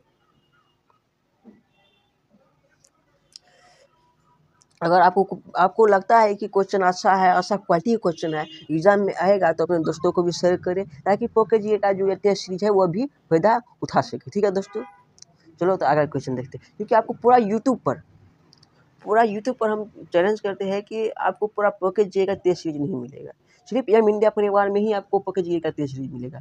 तो आप देखना मत भूलिए और अपने दोस्तों को भी जोड़े ताकि पॉकेट जीके का लाभ ले सके। वो टेस्ट का जो खान सर, आप जानते हैं कि खान सर का टेस्ट सीरीज कितना महत्वपूर्ण है, वह भी आपके लिए, आपके भलाई के लिए, ठीक है। तो चलो देखते हैं 121 नंबर क्वेश्चन क्या बोल रहा है। 121 नंबर क्वेश्चन क्या बोल रहा है दोस्तों कि भारत क्या बोल रहा है कि भारत के संविधान सभा ने किस तिथि को राष्ट्रीय तत्व को अपनाया था। हमारे जो भारतीय राष्ट्रीय तत्व क्या है दोस्तों, तिरंगा है, उसको कब अपनाया गया था, ऐसा आपसे क्वेश्चन पूछा गया है। तो आपका पहला ऑप्शन है 22 जनवरी 1950, ये नहीं होगा दोस्तों। 24 जनवरी 1950, ये नहीं होगा क्योंकि इस दिन संविधान पर हस्ताक्षर किए थे। 22 जुलाई 1947, 24 जुलाई 1948। तो दोस्तों भारतीय संविधान के किस तिथि को राष्ट्रीय तत्व को अपनाया गया था, तो 22 जुलाई 1947 को अपनाया गया था, ठीक है दोस्तों। ऐसा भी हमारे भारतीय देश का तत्व तिरंगा बहुत पहले से थे, लेकिन संवैधानिक रूप से कब अपनाया गया था दोस्तों, तो 22 जुलाई 1947 को, ठीक है। 122 में क्वेश्चन क्या बोलता है आपसे कि भारतीय संविधान के किस राज्य की नीति निर्देशक तत्व, किस राज्य की नीति निर्देशक तत्व किस देश से लिया गया था। हमारे संविधान का जो भाग है अनुच्छेद 36 से लेकर 51 तक, वो किस 36 से लेकर 51 तक अनुच्छेद को राज्य की नीति निर्देशक तत्व कहते हैं, ठीक है दोस्तों। राज्य के नीति निर्देशक तत्व कहते हैं। तो यह नीति निर्देशक तत्व कहाँ से लिया गया है, ऐसा आपसे क्वेश्चन पूछा गया है, ठीक है दोस्तों। तो कहाँ से लिया गया है, तो कहाँ से लिया गया है दोस्तों, तो आयरलैंड से लिया गया है। कहाँ से लिया गया है, आयरलैंड से लिया गया है, ठीक है दोस्तों। राष्ट्रपति का पद यूएसए से लिया गया है, ठीक है दोस्तों। लेकिन आपसे पूछा है राज्य की नीति निर्देशक तत्व तो कहाँ से, तो आयरलैंड होगा। C4 चाचा, ठीक है दोस्तों। आगे देखते हैं।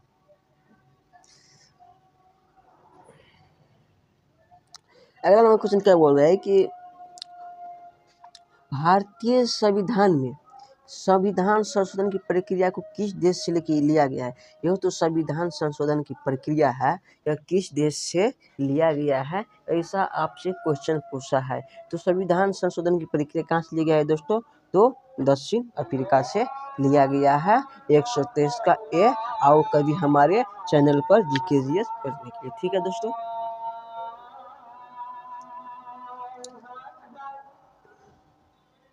आगे क्या बोल रहा है कि भारतीय संविधान के प्रस्तावना को किस तिथि के संविधान से ली गई है। भारतीय संविधान की प्रस्तावना किस देश की संविधान से ली गई है। हमारे संविधान की जो प्रस्तावना है कि हम भारत के लोग हैं, वो किस देश से लिया गया है, ऐसा आपसे क्वेश्चन पूछा है, ठीक है दोस्तों। तो किस देश से लिया गया है, जो USA अमेरिका से लिया गया है, ओके। 125 में क्वेश्चन है कि संसदीय शासन प्रणाली, संसदीय शासन प्रणाली की व्यवस्था कहाँ से ली गई है। संसदीय शासन प्रणाली की व्यवस्था कहाँ से ली गई है, ऐसा आपसे 125 में क्वेश्चन पूछता है। तो कहाँ से ली गई है दोस्तों, तो संसदीय शासन प्रणाली ब्रिटेन से ली गई है, ठीक है। तो 125 क्या हो जाएगा, C4 चाचा विधायक है, ठीक है। आगे देखते हैं। आपातकाल का प्रावधान भारतीय संविधान के किस देश से लिया गया। आपातकाल का जो प्रावधान है भारतीय संविधान के किस देश से लिया गया है, ऐसा आपसे क्वेश्चन पूछा है। तो किस देश से लिया गया है दोस्तों, तो किस देश से लिया गया। क्वेश्चन यहाँ पर मिस्टेक हो गया है कि किस अधिनियम से लिया गया है, तो भारत सरकार अधिनियम से 1935 से लिया गया है, ठीक है दोस्तों। B4 बड़की भोज, ठीक है। 127 नंबर क्वेश्चन देखते हैं, ठीक है।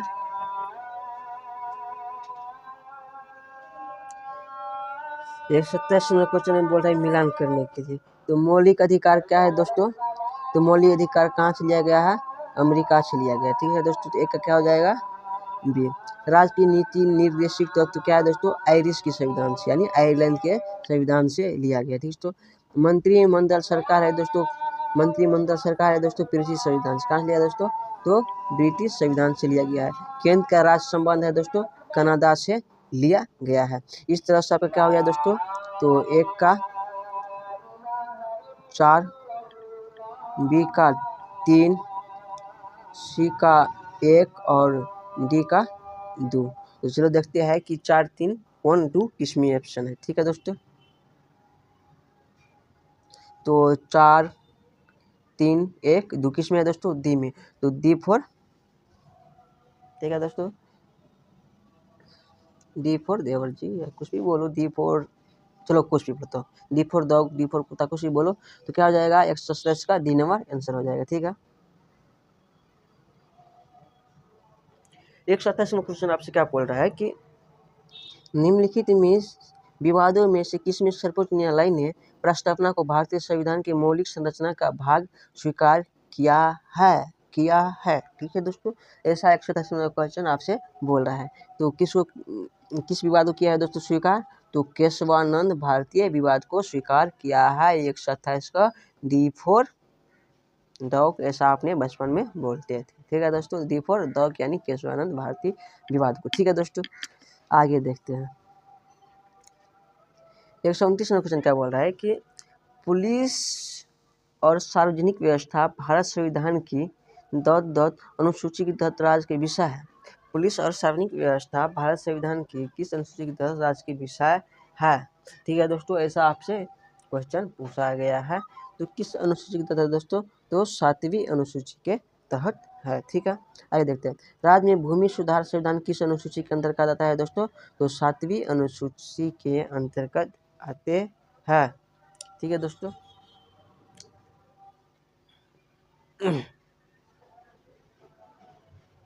सॉरी ऐसा लगता है 7वीं अनुसूची, नहीं मिस्टेक किया। भारत राज्य की भूमि सुधार संविधान किस अनुसूची के अंतर्गत, 7वीं नहीं होगा दोस्तों, क्या होगा दोस्तों, तो 9वीं अनुसूची के अंतर्गत आते हैं। क्या हो जाएगा, 9वीं अनुसूची, चीफ और चाचा विधायक है। ठीक है, आगे देखते हैं। अगला क्वेश्चन है दोस्तों कि भारतीय संविधान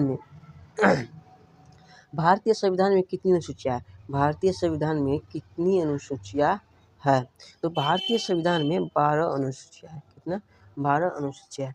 132वां क्वेश्चन बोल रहा है कि भारतीय संविधान में 3 प्रकार की सूचियाँ हैं, जैसे संघ सूची, राज सूची और कौन दोस्तों, समवर्ती सूची है। 132 क्या हो जाएगा, सी फॉर चाचा विधायक। ठीक है, 133वां क्वेश्चन क्या बोल रहा है कि भारतीय संविधान में कितने भाग होते हैं, भारतीय संविधान में कितने भाग है, तो भारतीय संविधान में 22 भाग है। ठीक है दोस्तों, 134वां क्वेश्चन क्या बोल रहा है कि निम्नलिखित में से किस अनुसूची में असम, मेघालय, त्रिपुरा और मिजोरम के 4 पूर्वोत्तर राज्यों में जनजाति क्षेत्रों में प्रशासन का विशेष प्रावधान है, किस अनुसूची के तहत है दोस्तों, तो 6ठी अनुसूची के तहत है। ठीक है दोस्तों, डी फॉर डॉग जी, समझ गए ना इसको, तो क्या होगा। 135वां क्वेश्चन क्या बोल रहा है आपसे, 135वां क्वेश्चन बोल रहा है कि भारतीय संविधान के किस अनुसूची में दल बदल के आधार पर आयोग प्रावधानों को उल्लेख किया गया है दोस्तों, तो 10वीं अनुसूची में। कब किया गया था दोस्तों, तो 1985 में किया गया था।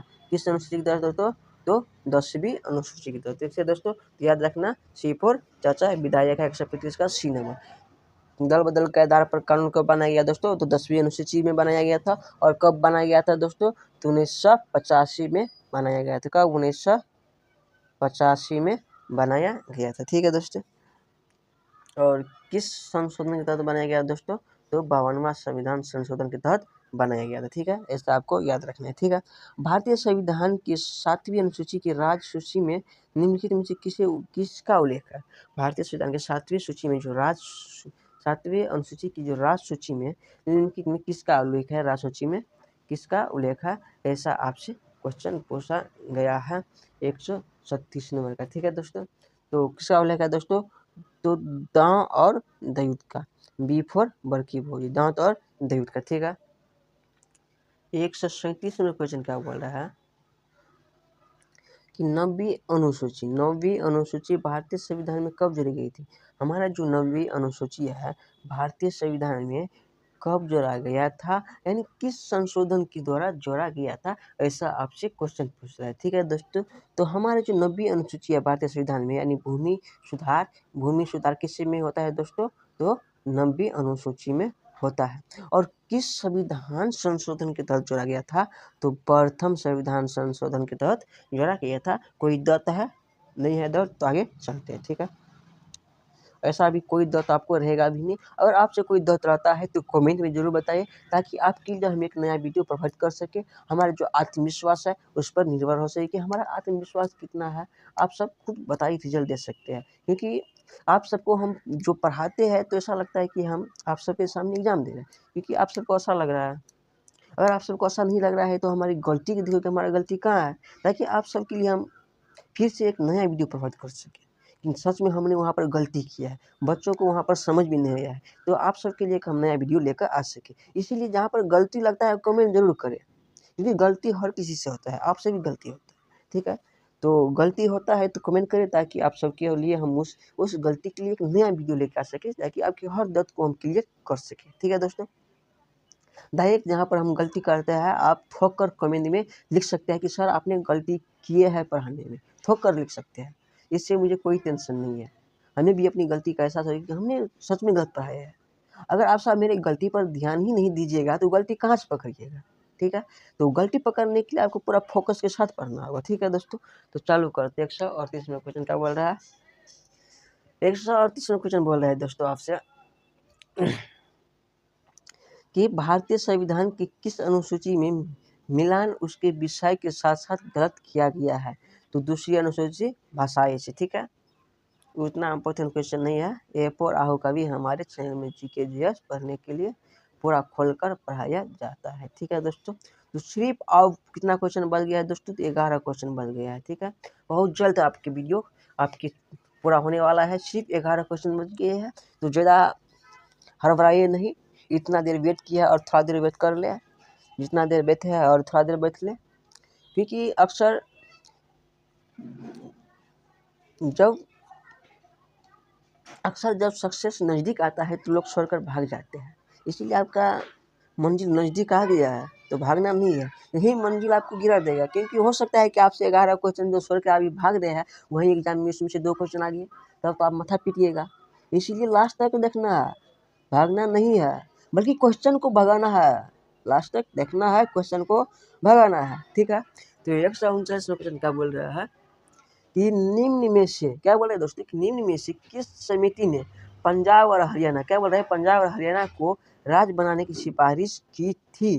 तो किस समिति ने की थी, तो शाह आयोग समिति ने की थी। तो क्या हो जाएगा, C4 चाचा हमारी विधायक है, तो टेंशन किस बात का है, लेकिन है तो नहीं ना, टेंशन तो इसी बात का है, ठीक है। 140वां क्वेश्चन क्या बोल रहा है कि किस वर्ष भारतीय राज्य का भाषा के आधार पर पूर्ण गठन किया गया था।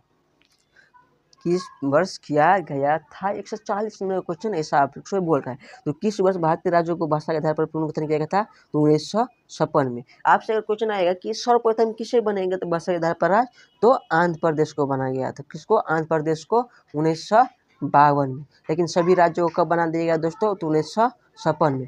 जब सभी राज्यों को बनाया गया था तो उस समय हमारे भारतीय संविधान में सिर्फ 14 राज्य थे। कितने राज्य थे दोस्तों, तो 14 राज्य थे और 100 केंद्र शासित प्रदेश थे, ठीक है दोस्तों। कोई डाउट नहीं है, विश्वास है, उम्मीद है आपसे कि कोई डाउट नहीं है। कौन पढ़ा रहा है नहीं पता है आपको, यह मांकित सर से आप पढ़ रहे हैं, ठीक है। आगे देखते हैं अगला क्वेश्चन क्या बोल रहा है कि निम्नलिखित में से किस भाषा के आधार पर बनने वाला प्रथम राज्य कौन सा है। यानी देख लो दोस्तों, आ गया तभी अब जस्ट बताइए पहले कि भाषा आधार बनने वाला राज्य प्रथम आंध्र प्रदेश है। तो क्या हो जाएगा 141 का, B4 मतलब बड़की भौजी। 141 से क्या हो जाएगा, B4 बड़की भौजी आंध्र प्रदेश, यानी आंध्र प्रदेश वाली हमारी B4 बड़की भौजी है, ठीक है दोस्तों। अगला क्वेश्चन देखते हैं 141 का 142 क्वेश्चन देखते हैं कि जम्मू कश्मीर पुनर्गठन अधिनियम 2019 द्वारा गठित भारतीय केंद्र शासित प्रदेश निम्न में से कौन कौन से है। तो जम्मू कश्मीर पुनर्गठन अधिनियम 2019 द्वारा नए गठित भारतीय केंद्र शासित प्रदेश निम्न में से कौन कौन है, ऐसा आपसे क्वेश्चन पूछा गया है। तो ठीक है, तो ऐसा पूछा गया है तो ऐसा आपको आंसर देना है, ठीक है। तो आंसर क्या देना है कि 2019 की बात कर रहा है, तो क्या हो जाएगा दोस्तों, तो जम्मू कश्मीर लद्दाख हो जाएगा। C4 चाचा विधायक है दोस्तों, लेकिन विधायक तो है नहीं, इतना उड़ते काहे हो, ठीक है। आगे देखते हैं अगला क्वेश्चन क्या बोल रहा है कि भारत में किस प्रकार की नागरिकता प्रावधान है। भारत में किस प्रकार की नागरिकता का प्रावधान है? तो दोस्तों तो एकल नागरिकता का प्रावधान है। एकल नागरिकता का प्रावधान का मतलब है दोस्तों कि आप सिर्फ देश का नागरिकता है। कहाँ की नागरिकता है दोस्तों? तो सिर्फ आप देश की नागरिकता है, बल्कि राज्य का नहीं। एकल नागरिकता मतलब क्या होता है दोस्तों कि आप सिर्फ देश का नागरिकता है, राज्य का नहीं। ठीक है दोस्तों। और दोहरी नागरिकता का मतलब होता है कि दोस्तों कि आप राज्य का भी नागरिकता है और देश का भी नागरिकता है। लेकिन हमारे भारतीय संविधान में एकल नागरिकता का प्रावधान है, सिर्फ हम देश का नागरिकता है, हमारे देश से कोई राज्य अलग नहीं हो सकते हैं। ठीक है दोस्तों, तो आगे देखते हैं। पढ़ने में मज़ा आ रहा है आप सबको? अगर पढ़ने में मज़ा आ रहा है तो कमेंट में बताते रहे। ठीक है दोस्तों। तो 124 में क्वेश्चन क्या बोल रहा है? कौन सा अनुच्छेद भारत में एक नए राज्य गठन के लिए दिया गया है?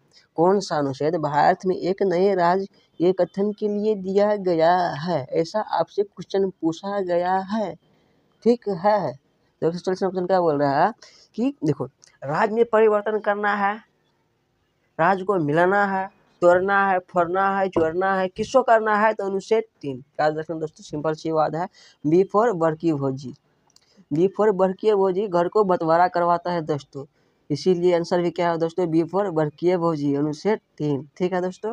तो भारत में नए राज्यों को मिलाना तोड़ना अनुच्छेद 3 के तहत है। ठीक है, आगे देखते हैं।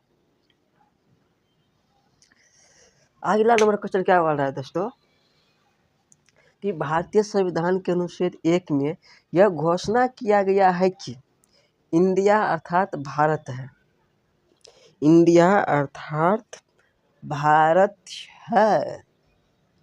ठीक है दोस्तों।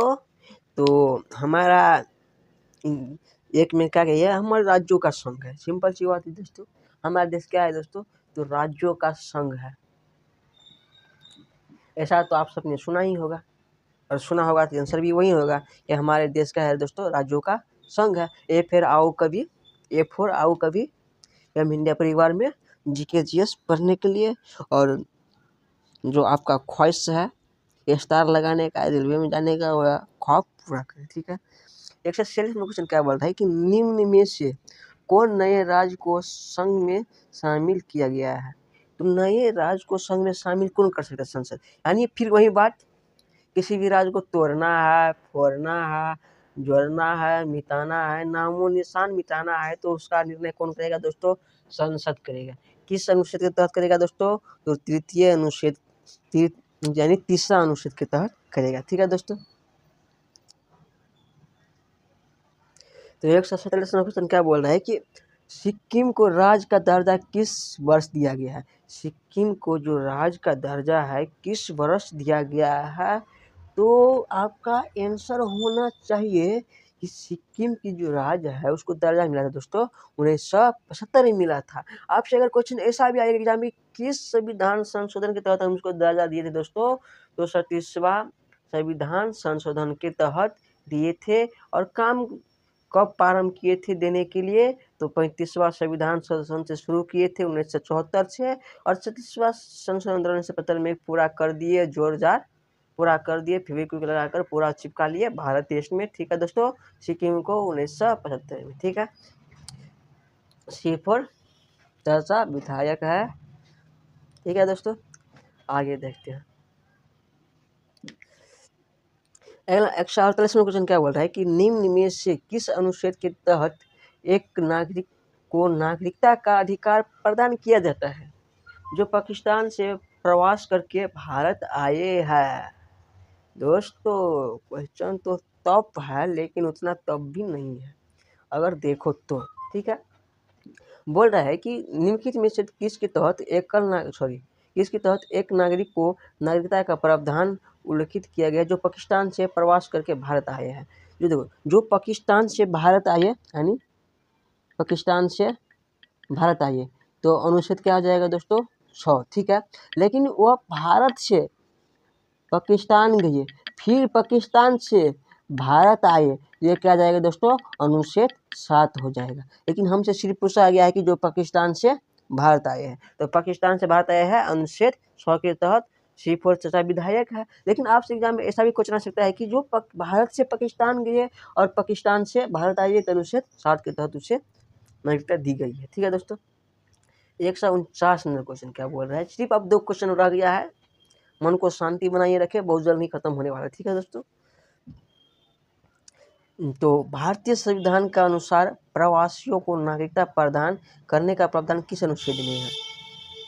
दोस्तों तो मिस्टेक से 2 क्वेश्चन दिया गया है, दोनों एक ही रहे, तो अनुच्छेद 100 के तहत। ठीक है, लास्ट क्वेश्चन, पूरा लास्ट, आप सब ने जो बेसब्र से इंतजार किया वीडियो खत्म होने का, उसका लास्ट क्वेश्चन है दोस्तों, पूरे 150 का, कि नागरिकता संशोधन अधिनियम 2019 CAA में कितने देशों को नागरिकता का लाभांकित किया गया है 2019 में।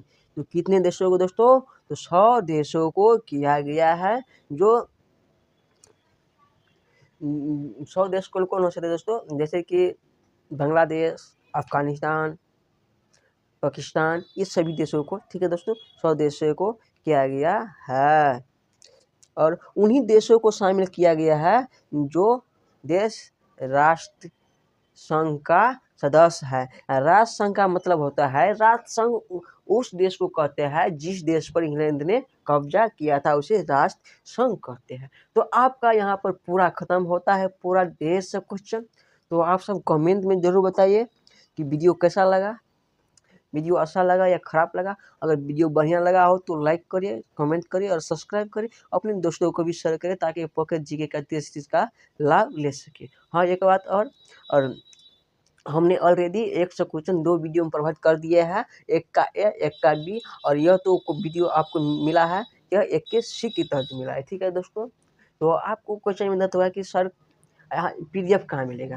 तो PDF के लिए दोस्तों मेरा मोबाइल नंबर है 99 55 62 99 56। ठीक है दोस्तों, यह मेरा मोबाइल नंबर है। इस मोबाइल नंबर पे आप हाय, हेलो कुछ भी लिख कर भेजें, आपको हम व्हाट्सएप ग्रुप में अपना जोड़ देंगे। वहाँ पर आपको पूरा डिटेल में PDF मिलेगा, हर तरह का PDF मिलेगा खान सर से रिलेटेड, जो आपके एग्जाम में बेहतर ला सके। पर्सनल आपके लिए टेस्ट सीरीज का हर PDF मिलेगा, और इस चैनल पे भी टेस्ट सीरीज का ही वीडियो मिलेगा। तो ठीक है दोस्तों, तो मिलते हैं हम अगले वीडियो में, तब तक के लिए तैयारी मस्ती से करिए। आप सबके लिए गुड जॉब की शुभकामनाएं।